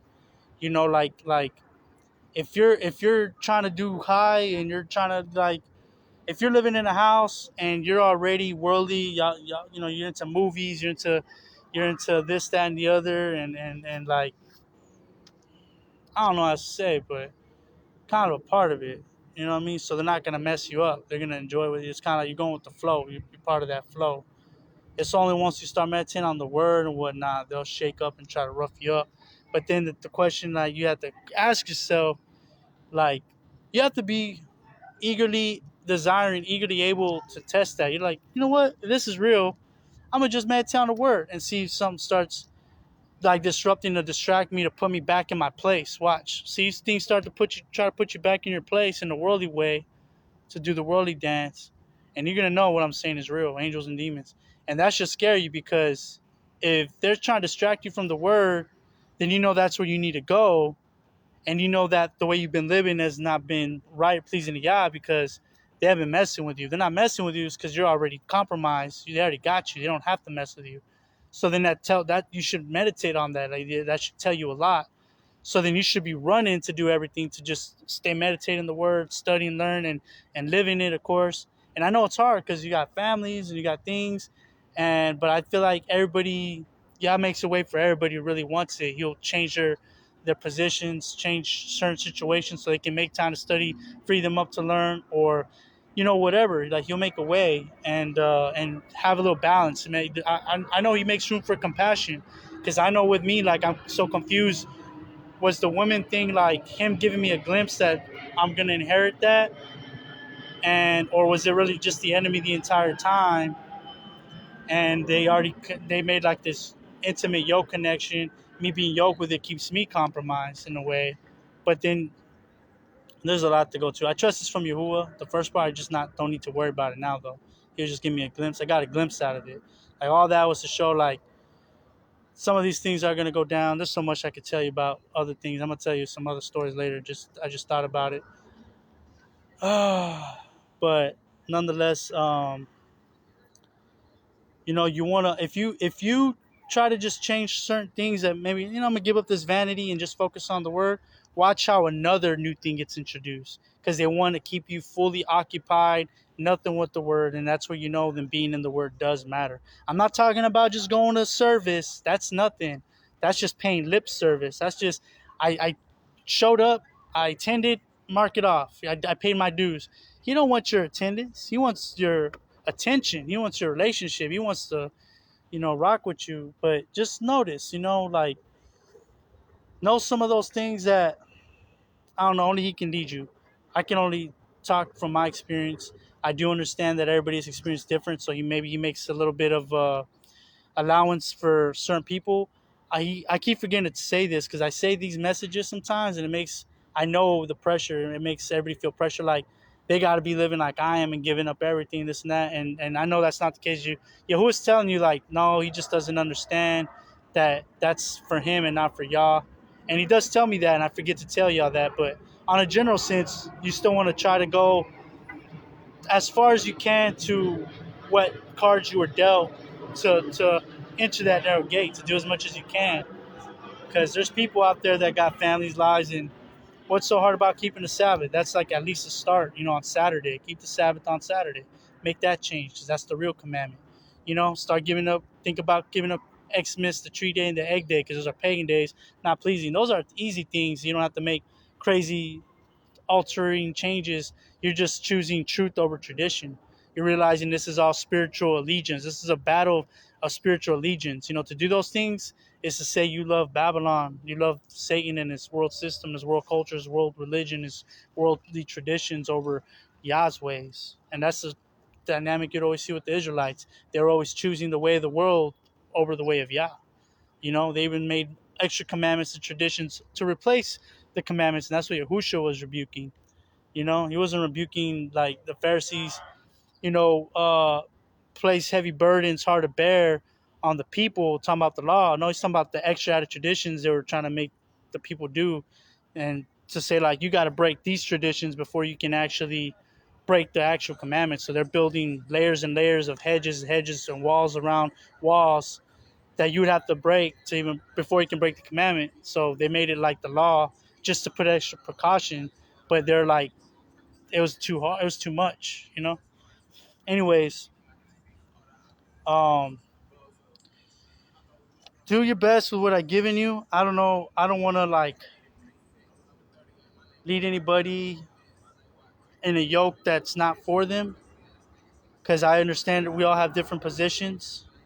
So maybe mine's this way because something Yahuwah has put aside. I did the hard cuts. I messed up a lot, but I did my best to make up for that towards him because I messed up with the family that I had.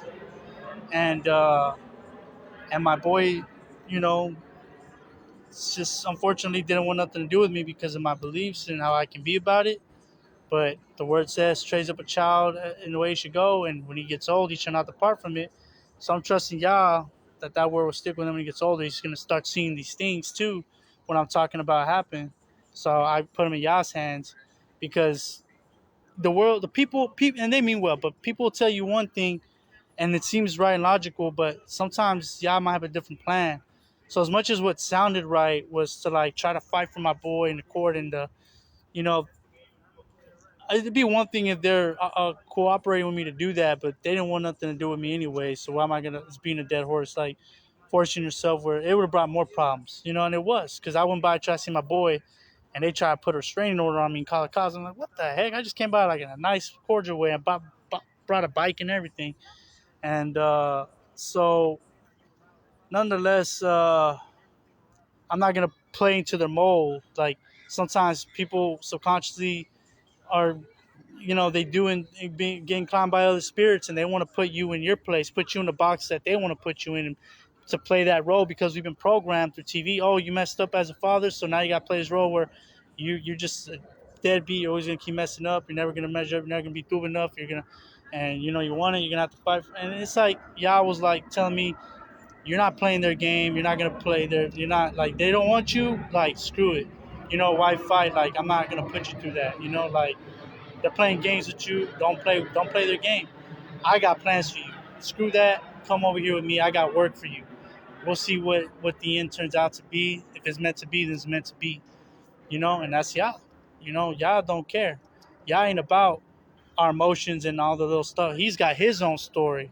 And he's like, I'm trying to find who's willing to give up everything for me. Whoever wants to come, come. Whoever wants, I didn't come to bring peace, but a sword to divide the family. And yeah, I messed up, but I ended up choosing Yah all the way. And he said, come into my service and preach for me, you know, go out to the streets, byways, and highways. So that's what I do. And, uh, and that's my recompense.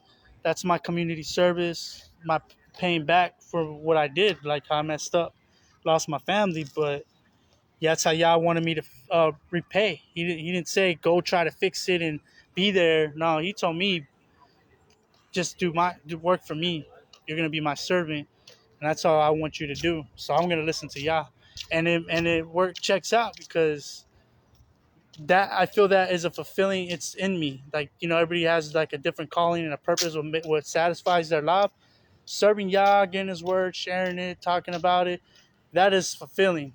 And I know people can't talk the way I talk about it because it's not through human intellect, through human wits, through human imagination. It's the Ruach, it's Yahuwah. So it's his words through me as a sign like I'm exactly where I need to be at the right place, right time. Everything's exactly as it needs to be. And he shows me all the time. You know, things happen that show up, things I talk about, and the next day everybody's talking about the same thing, or you know, those kind of little like miraculous things. Certain ways I speak to you like you're exactly where you need to be. You know, like had I been here, I wouldn't got this or got that or met this person. Like, so you're where you need to be. Who creates a reality, accepts it, and he rolls with it. But nonetheless, do your best according to what I said. Make sure you're like as many toes out of the water of Satan's reign as you can. You know, they said like 1 foot in, 1 foot out, or you still got you know that kind of thing. you don't even want a foot in there. You want to take all your toes out. You might have a pinky toe in there, just the tip of the nail if that's what you need to like get by for your family. But like be in the world, but don't be of it. Don't love the worldly things. Don't love all the. You gotta try to die to the vanity, the love of it, the fun of it, and try to replace it with the word. And it starts with like looking into the word, studying, making those changes, and it hurts. It's hard a little bit. Like his yoke is easy, but the process, that's why it calls it circumcision. It's like circumcising your flesh, your heart.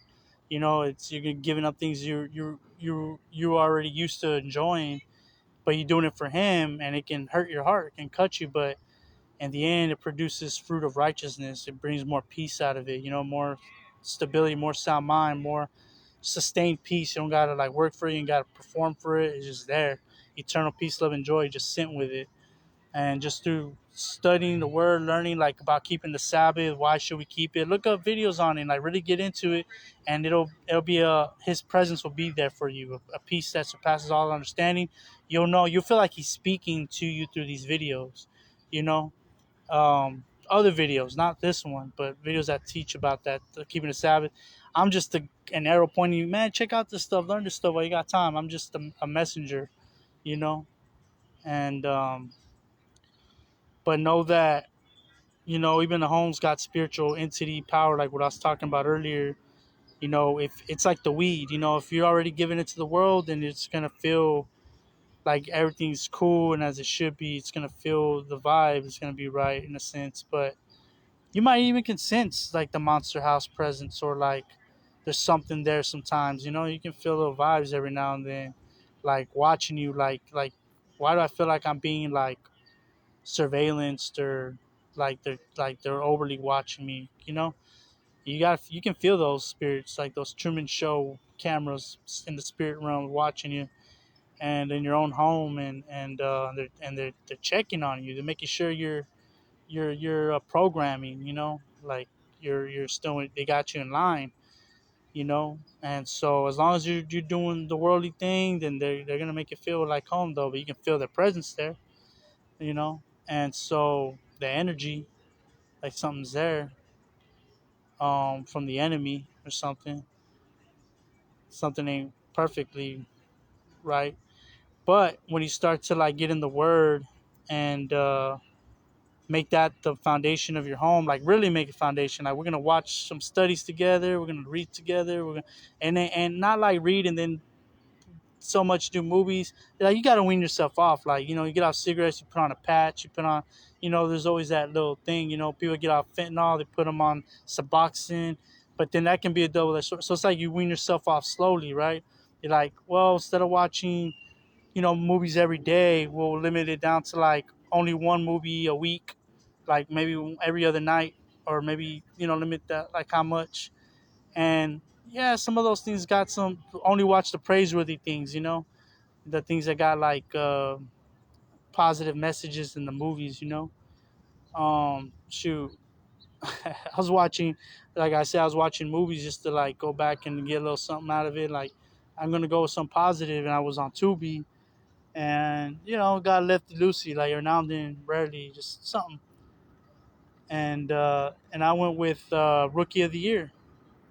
And that's something I grew up watching, and I didn't realize how strong of a impression that had on my childhood, because you see that little kid in Rookie of the Year, and he's so simp, they call it, like he's so like just overachiever by the book, so positive, so pure, you can just see it.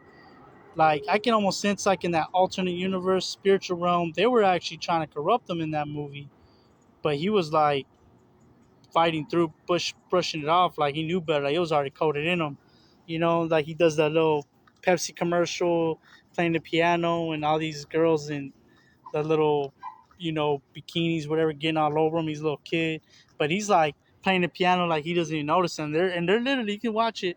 They're like trying to push his face over, like to look at them, and he's like that would have been a cue, like we're supposed to look at the girl, like hey, but he just like like I'm not looking at them, like I'm not allowed to look at that. inappropriate. And I'm like, wow, that boy was getting tested in the making of the movie. Like you could see all this stuff going on, and they're catching it. And he chose to be straight. And I used to be, no one knows this. I never really talked about it. That was one of my favorite movies at that time. I watched it all the time, over and over. And I think a lot of my inspiration and influence came from that. You know, those pure little child movies like that, like Little Giants. I used to like those little, like those kind of movies. That had more of a positive, like pure thing in there. Something about that spoke to me. I always leaned in towards those. I enjoy the purity, and I try to like lock that in me, like subconsciously. And so that spoke to me. But watch it, check it out. It might be a boring, kind of predictable movie, but it's pure. It's got like those little like fundamental elements that mana. Just the word. It's what you need, and try to find things like that. You know, I wonder if they got Angels in the Outfield. That's one I used to watch, but you don't want to watch too many movies. But if you do watch positive stuff like that, um, you watch the movie. He's just a positive, pure, excited kid. No wonder they put him in American Pie. The kid from Rookie of the Year ends up being the kid in American Pie, and it's like they're still trying to corrupt him. That movie is like, them trying to lose their virginity, and it's like he still has the same spirit though. Like he's very shy, like very like they don't have that spirit where they're just like, because a part of it's like our fate, our destiny, because time is irrelevant to Yah. So our end game, where we end up, is informing our foundation, our beginning. It's like they're all speaking to each other, the same string vibrating from the end to the beginning of that string. So whatever string you are, whatever tune you're hitting, you're gonna know where you're ending up because it's speaking from the beginning too. And so yeah, he was. I feel like that too. Like there's a lot of people, like some kids, they gravitate towards being bad early on, and they end up in drugs, gangs, jail.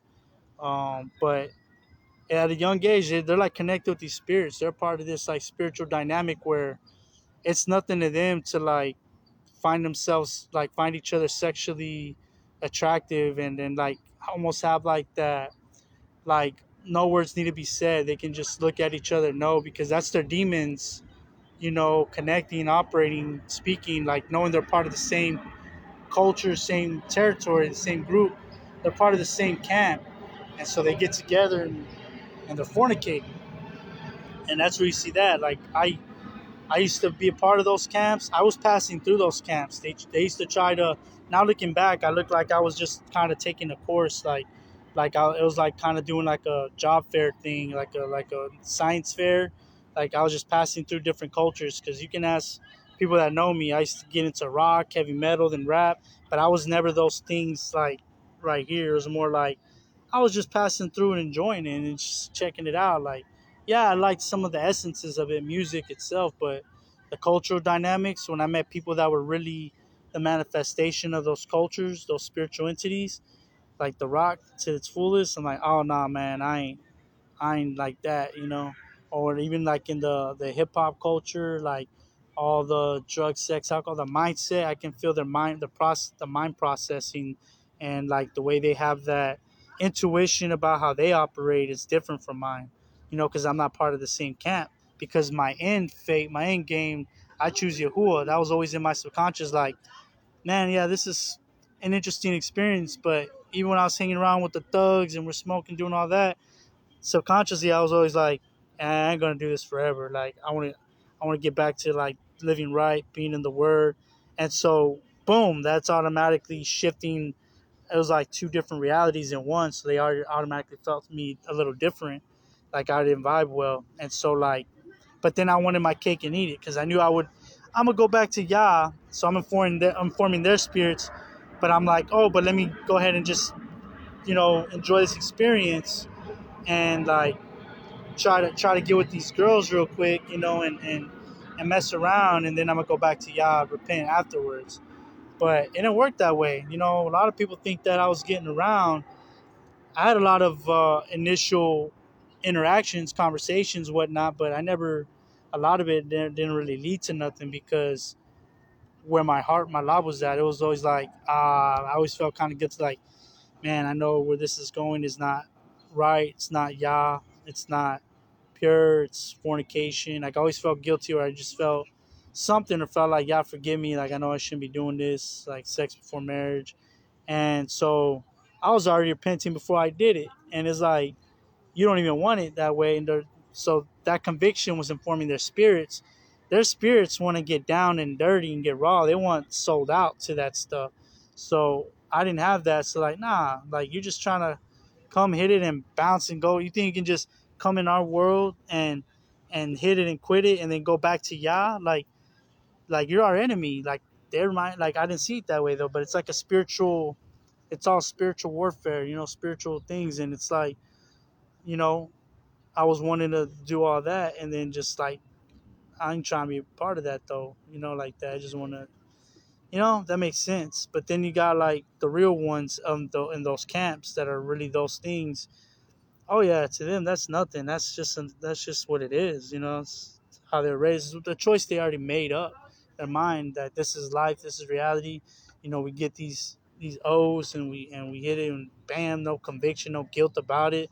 Like YOLO, you only live once. Get it in where you can, kind of mindset, mind process, and no conviction. Completely demonically yoked, infused with those spirits, and so those other spirits like that will connect. It's like those spirits are really messing around with each other through those entities that are like minded. Like they find people that agree with their thought processes so they can live through these people. So when like thug dude and thug girl see each other and they already know it's gonna go down, it's not them knowing, it's their spirits. Like their demons are like, oh yeah, we got these and they're ours. They down to do this and they don't care. They're sold out. They're boom, and they do that. It's their demons. It's like a symbiotic relationship. Like they're Venom. They're like like the movie Venom, right? He's attached to that Venom, that symbiote, the alien thing. Well, think of it like a demon, like a spirit. But when you're in agreement, you're one. They yoke with you and become one. So they feel like your thoughts and your things, but they train you to be in agreement with their thoughts and their ways and being cold about it. Like you can just do whatever and go show up and like you're cool, like you didn't do nothing. Like I guess in a more severe sense, like people that come into agreement with demonic spirits about like killing people. I met people in jail that were like they just grew up that way when they're young. A little young Asian boy got grew, his dad raised him in a gang life already from when he was born. That's all he saw. And at 11 years old, he got shot at, and they blew I think shot him in the neck and shot his tooth out. Got shot twice or something, and he was 11. Ever since then, he's like, man, I should be dead. So what should I care about remorse for anybody? So he went back to get the one that shot him, and literally in the middle of the street at a red light, he went behind him, and he shot him right behind the head, and it blew out his tooth too. He's like, what the heck? Like literally got him back exactly tooth for a tooth, just like the scripture says.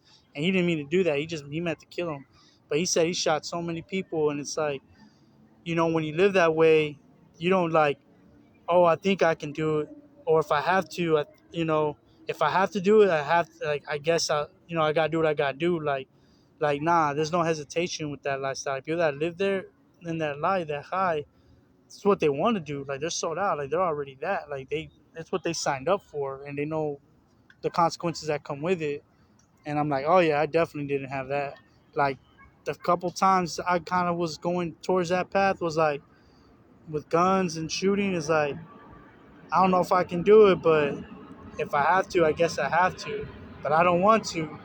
Y'all forgive me if I do, or who knows, or whatever. Protect, but that's not the mindset of the mind thought process of those demons, though. They're just like war, all into Tony Montana, get rich, die trying, kill whoever, like cold blood, and then show up to dinner, to service, like everything's cool, like without even like stressing, like not sleeping, without even losing sleep over it, taking people's lives in the street and then going to sleep like a baby, like it wasn't nothing. That's crazy. But that's people, spiritual agreements people make. So it feels comfortable because they were down to feel comfortable and they made agreement with the spirit. I don't know who this is for, why I'm going that way, but nonetheless, everything's a spiritual thing. So what you say, do, and think, if it's not just the word of Yah, if what you say, what you do, what you think, what you're operating is not from the word, that's the foundation you're speaking from, it's either fleshly desire, it's fleshly desire, and it's in agreement from the demonically inspired. And both all of that is going to get burnt and destroyed because the grass withers, the flower fades, all materialistic things, all the flesh, but only the word of Yah shall remain. So if you want to remain forever, you got to be the word of Yah made flesh. It's got to be the dynamic, the paradigm you operate with. That's got to be your intention. That's got to be your motivation at all times. Loving your whole with your mind, being in strength, loving your neighbor as yourself. You got to be like a talking scriptures in a way, in some sense, or living it, just at least living it. See, they're going to now you're hearing it because they don't like it. It's speaking to them, but the enemies are getting mad. Speaking to them, but their demons are getting angry because they hear it. They hear it, but their demons get angry. But it's manifesting with a logical explanation. Yeah, praise Yah. Yep. And I felt that coming. That's why I said I don't know who this is for, but I knew who it was for because I'm like, this isn't for people that I usually talk to on Facebook, but it's definitely for here. So clear. It's clear now.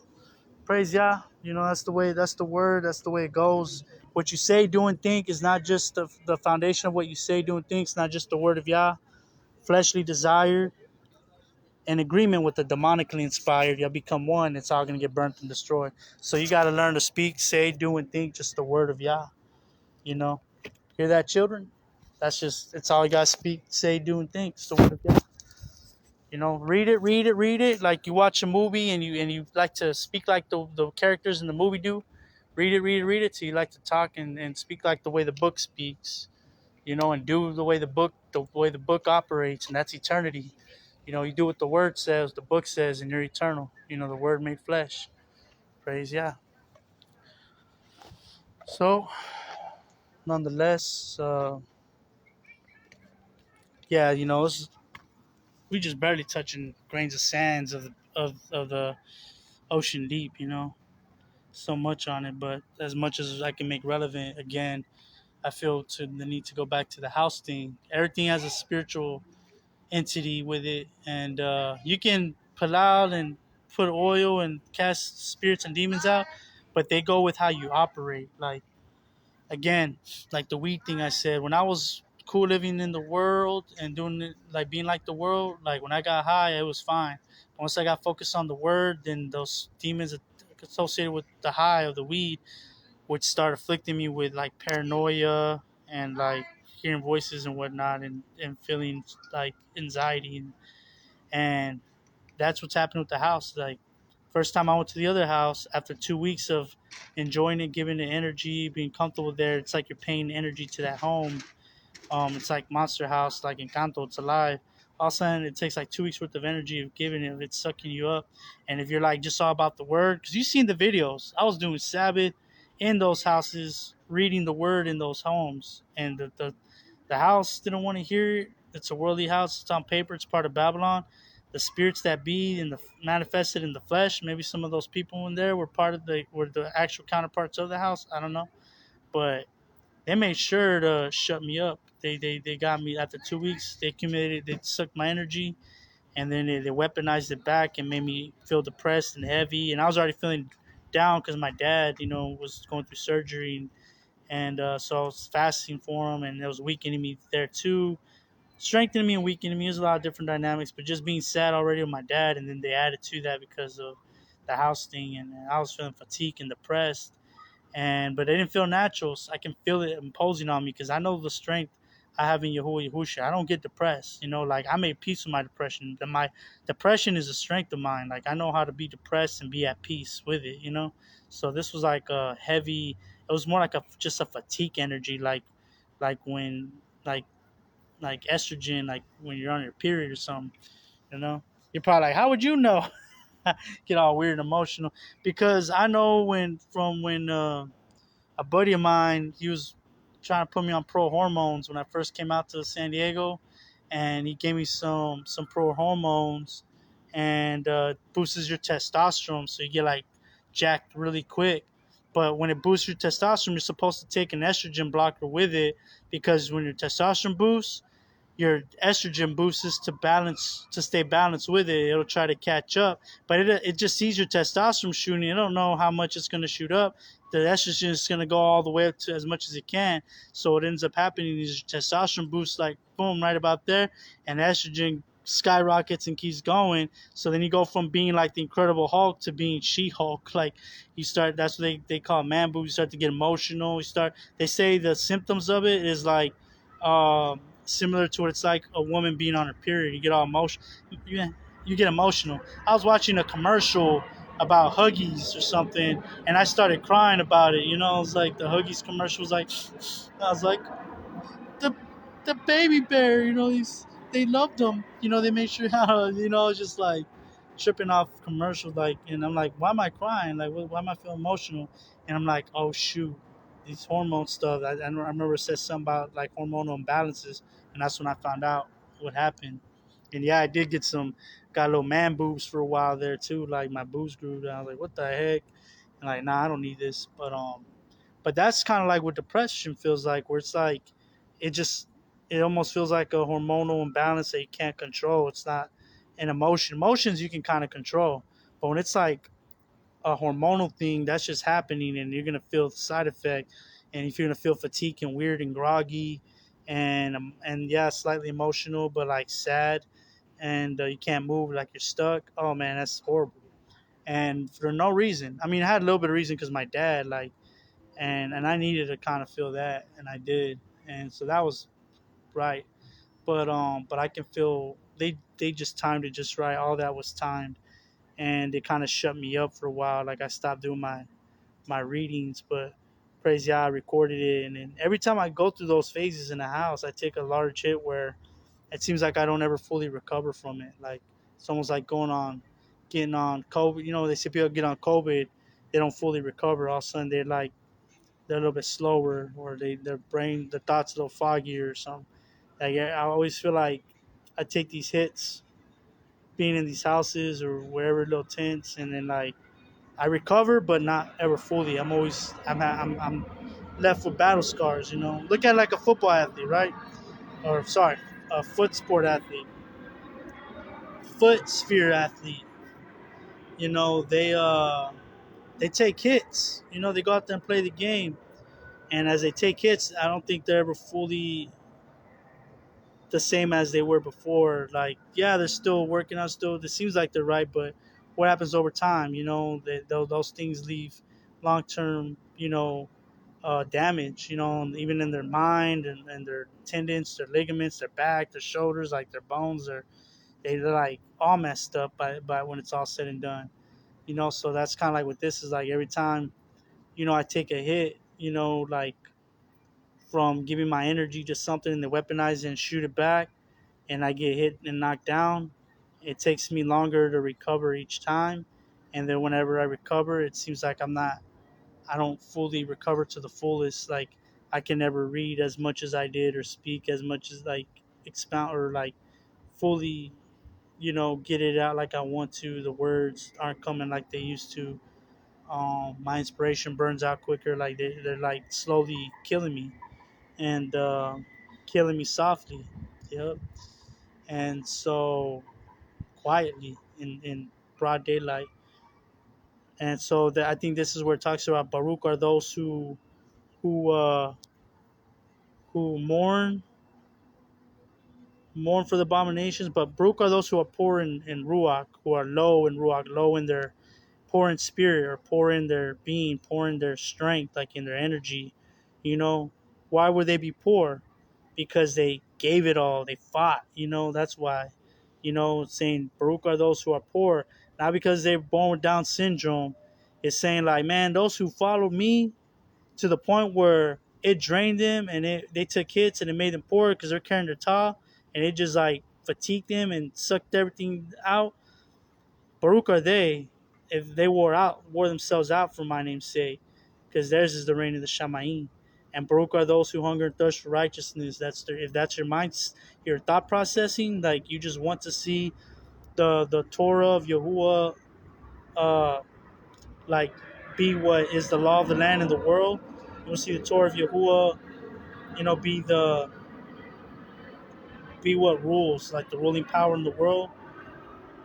Then Baruch are you, because that's his mind. Like he's like, you're thinking like me, like you're in line with me, you know. Baruch are those who mourn. You see on scripture, Ezekiel 9, I believe, those who sigh and cry and mourn for the abominations, the sins, the opposing of Yah and his ways that's done in the world. It makes you sad because it's like a twilight zone, because you can show it to people and they don't see it like you. They can't understand it because Yah has to open their eyes. So it's coming from Yah. It took a long time to swallow that pill. Like it says, unless Yah opens their eyes, they can't come to him. They can't understand it, can't see it, because he chooses whom he wants to unveil it to and to see. And it's those who are seeking, those who genuinely say, I just want to know you and your truth fully. I'm eagerly able to give everything up for you. Like whatever I need to give up to learn it. Like do whatever you got to do to me to get me to my best potential, my fullest in you, not my fullest potential to succeed in the world, to be somebody. See, I say fullest potential, and I forget that's a world phrase, a world incantation. We automatically think success and rich. No, I mean the fullest potential to be more in His image, to be whatever you gotta do to bring me to make me the most I can to be like you, to be you in me, to take me from what I am to be what you are, to mold me into everything that you are. Whatever it takes to make me as closest to what you're like, I give you permission to do no matter what. Because that's eternal talk. That's eternal that's eternal dialogue. That's eternal matters. That's eternal goals, gains. That's eternal errands. Those are the kind of errands and how these I gotta take care of. Then Yahuwah mold me and break me. This is just the playground. This is the obstacle. Charlie in the chocolate factory. Charlie knew what they were there to do. He was handling business. Charlie didn't cling to the creation, he clung to the creator. All the other kids, jumping in the chocolate and eating the blueberry, turning into blueberry, like that's being in the world and doing the world, you know? But you gotta be like Charlie and cling to the creator, whatever we gotta do to get where, I know you're just showing me and I'm not gonna give myself over to it. I know we're just passing through. But these kids were ready to live their best life now. They wanted to enjoy it now. And he's like, no, don't. I got rules and laws, obey them. And then you do that, then I'll give you everything, because you won't give yourself to it all. You won't allow everything to destroy you, because you're you're completely secure in me. You have me. So, nonetheless, Monster House. Be careful, because the enemy will find ways to create roots of wickedness inside of you that you won't see through delusion, through little things that seem fine. You saw through my example. I mean, the enemy used a way to twist scripture, kind of use scripture, not necessarily twisted, but kind of uh, use it in a way that maybe is not for now, and get me jumping the gun and initiate, and it was in a way not twisting, but just not fully adding up the math right, because in the end it says Yahuwah initiates everything, but if I'm trying to initiate everything in my own strength and I'm doing it in a spiritual way, then it's the math is wrong. It's a delusion. It's a unclean realm at that point. It polluted the shamayim on earth, created something else. It added some of their spices into the soup, like we talked in the beginning with looking at the women now and being able to like go here with it and you know doing things I shouldn't be doing, but then thinking it's okay. That was a lie. But then building that intimate relationship where every time I see these white girls walking around, they always want to look and say hi, make some kind of connection. So it keeps me like emotionally. Now I'm like it got me emotionally invested, where I feel it's intimate, where I feel like low key got this thing going on, and so once I got out of all that and they tested it, because that was like programming me. They had me there like in Utopia, Planet Utopia, with all the Wonder Women, parabolically speaking, in the realm, because it was all women there, beautiful white women, And so then they brain program you, so that now when they pull me out, that was like, now I can see right through it. 1 zeros. Put me in any city, downtown, in the hood, wherever, I can be admiring whatever and be kind of chill, and like the lovely, his Latinas and whatnot, and admire it. But had they brought like they didn't want to bring it because they already know I was already uh how do you say, repelling it.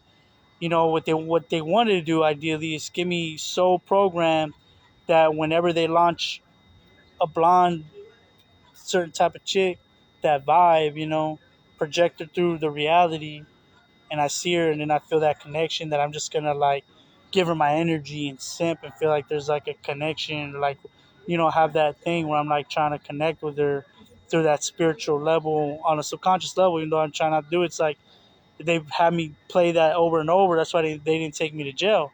That's why I was able to get naked at the park, and these demon cops in the flesh, that were just programmed as cops, that weren't real cops. They're demons, Agent Smiths dressed up as cops. They're all demons, allowing to see how much they can program me. We're like, oh, sir, yeah, sorry, sorry. You're apologizing to me for being naked? Y'all should be like, get over here, you Mexican, going to jail. But they're like, oh, sorry, man, you can't be out here naked, sir. I'm like, why are they treating me like that? Like I'm so like mighty, high and mighty, and it's because they're playing into that paradigm, like, oh, you're gonna inherit the earth, you're like a sovereign, they all know it. So low key, subconsciously, you're gonna feel that vibe. They were high key letting, like, putting out that vibe, but they're trying to make it feel like it was, I was seeing like a spiritual realm, which it was a spiritual realm. But they're just playing it up, and then like, sorry, sir, but you can't do that. But then keeping me out there so they can keep running women all around me all day, every day, for an entire year, and connecting that connection. So now when I go to downtown and I see a lovely white girl walking her dog, I'm not gonna like diss her and be like whatever, and like preach at her and be like, you know, like Shabbat Shalom, what time it is, time to get in the word and da da da. Like talk to them like that. They want me to be like, be like, what's up? Like, what's up, baby? What's up, honey? And get all weird and give her my emotional charge, my intimacy. Like one day it's gonna be us, And and I'm like, wait a minute, like, huh? Like, so when I caught myself doing that, now that I'm not there, because I remember I can understand I was doing it there, but I'm doing that everywhere with the white lovely chicks, and like, oh shoot, they don't brainwash me, they don't program me. Nah, But for the sake of the paradigm of Yahuwah, like if it is an inheritance, I trust there's some truth to it. I'll be cordial about it, but I'm not gonna give anything my emotional energy, my intimate energy, my that kind of love like that. I can control that. So give that to my sister, you know, my sister Brenda Bundy's watching right now. Send my haba, brotherly love, and uh, and that's how it works. And so, praise yeah, I feel that. And so, yeah, it's crazy how what's really going on. But nonetheless, you want to give your energy. I'm going back to like just giving it to Yah, giving it to the truth, the word of truth, giving it to Yah, building the Shamaim on earth. Like meditate on the word so it starts to permeate and take over the world. Can't let nothing else have number one right here. Can't let nothing else distract me and take my attention, my energy. Like, oh yeah, the word, oh hello, and then like, saying that's how they have me.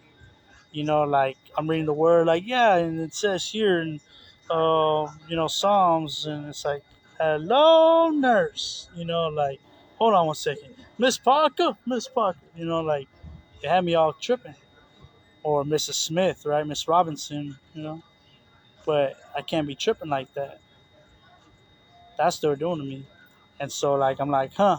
Like y'all put a year's worth of trying to program me, taking my energy and did whatever, weaponized and built whatever y'all built.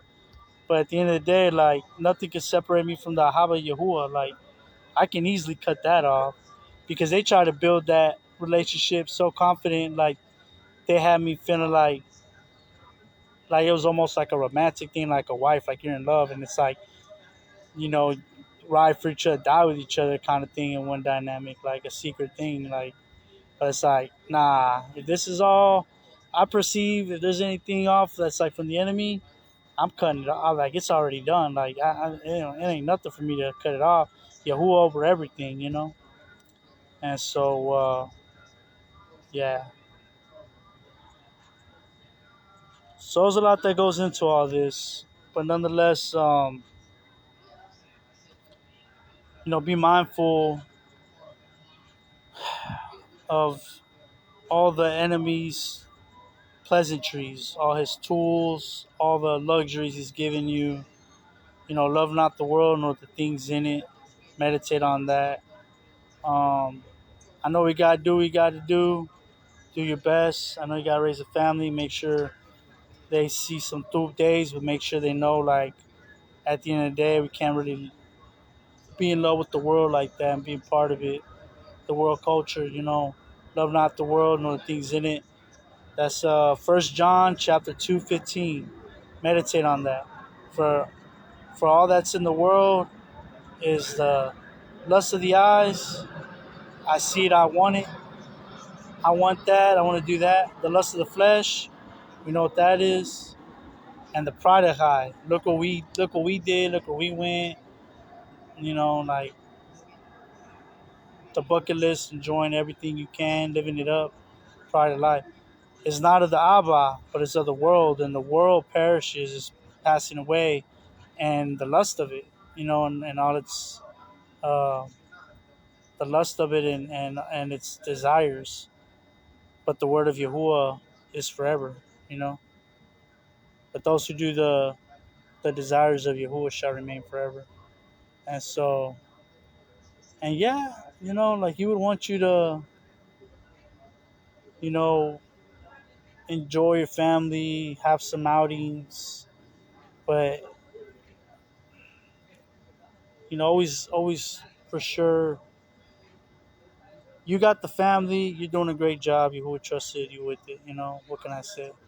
Whatever he's giving people is because he already knew they were going to be able to handle it. So you're doing what you're doing best you can, then you're doing right. Just always keep trying to make sure to be mindful to try to always try to do a little bit more. We can always do a little bit better. Being a little bit more, you know, honoring towards him. You know, right now is the time. I feel like there's another awakening. I would recommend now's another season to learn, to take time, just seeing the world wake up. The stuff that I was talking about in 2013 was just like me and like 20 people, 100 people, and now it's like becoming worldwide. Now you got boxers and MMA fighters saying the same thing, seeing what I'm seeing what we've been seeing, what Yahuwah showed us, what the Ruach showed us, and so now it's making sense. Now it's starting to look a little bit more realistic for the realists out there, like who want to, who kind of need to see others doing it too to kind of feel confident, like, well, if it's from Yah, it'll grow, and it's growing. So now's the time to like look into that thought, that idea, like, you know, should believers be keeping Sabbath on Saturday? Why it's more honorable? Why it matters? And what's wrong with Xmas and the Egg Day? Like, what? Why is it not honoring to him? Google this stuff. Watch videos on it. Video after video. Make popcorn nights out of it. And enjoy it. Let Yahuwah take you on his own search with you, and feel like he's speaking these things to you. If you can see what you're being shown is truth, and it's scriptural, truth over tradition. It ain't about what man says. It's about the word says. Granted, you trust that the word is inspired by Yah, and it is. You got Book of Revelation and seven trumpets and all these things that say it's gonna happen, it's happening. Um, you got Psalms 37 where it even prophesies Nabuz about Yahusha walking on water and Peter coming out of the boat and, you know, falling in the water and then Yahusha taking him out by the hand. That's in Psalms 37. But it's worded in a way that you would never see it until he shows it to you. It says Psalms 37 on the letter Nun, or I'm sorry, Ma'in, that talks about the water. So it's connecting the dots about walking on water. And Psalms 37 says, um, the scripture says, and man delights. Ooh, that's not cool. I used to quote it all the time, and that's all right. See, that's why you gotta keep it cycling, because it can like click out of your mind sometimes. That's another dynamic. Sometimes if you're like learning the word, but then you're trying to balance both, and like they cancel each other out, like positive and negative. You learn like X amount of the word, like you know 10% of the word or some energy towards it, like 25 energy. I don't know what to call it. But then you like after that, okay, now let's watch a movie. Let's say we'll do hours. You watch an hour worth of teaching, and all of a sudden you watch a movie that's about an hour and a half long. Imagine like that hour and a half long movie just canceled out was the crow that plucks out the seed of that hour teaching. It plucks out the passion and the endurance that first teaching gave you, that's supposed to grow and take root to grow into more energy, to have more desire to keep learning and watching more. Because, and I know it's just logical, like you want to learn, you just keep watching another one. But what gives you the energy to watch the next one and the next one was it's if you don't allow anything to get in between to ruin that cycle, because they'll cancel each other out. It's like you can't serve Yah and funds or Yah in the world. So it's like you watch an hour worth of teaching, then you put on a movie afterwards. You completely forgot about that teaching. You lose the passion. It robs that movie energy, the vanity, the spirits involved in all that. They'll go and pluck out the the energy of the passion that you had for the word, for the next thing you wanted to watch, or that was gonna you know dissolve and snowball into. Like think of when you watch a teaching, like you took a pill and dissolves and produces something else. But you watch a movie after that, it's like you take another a drink of some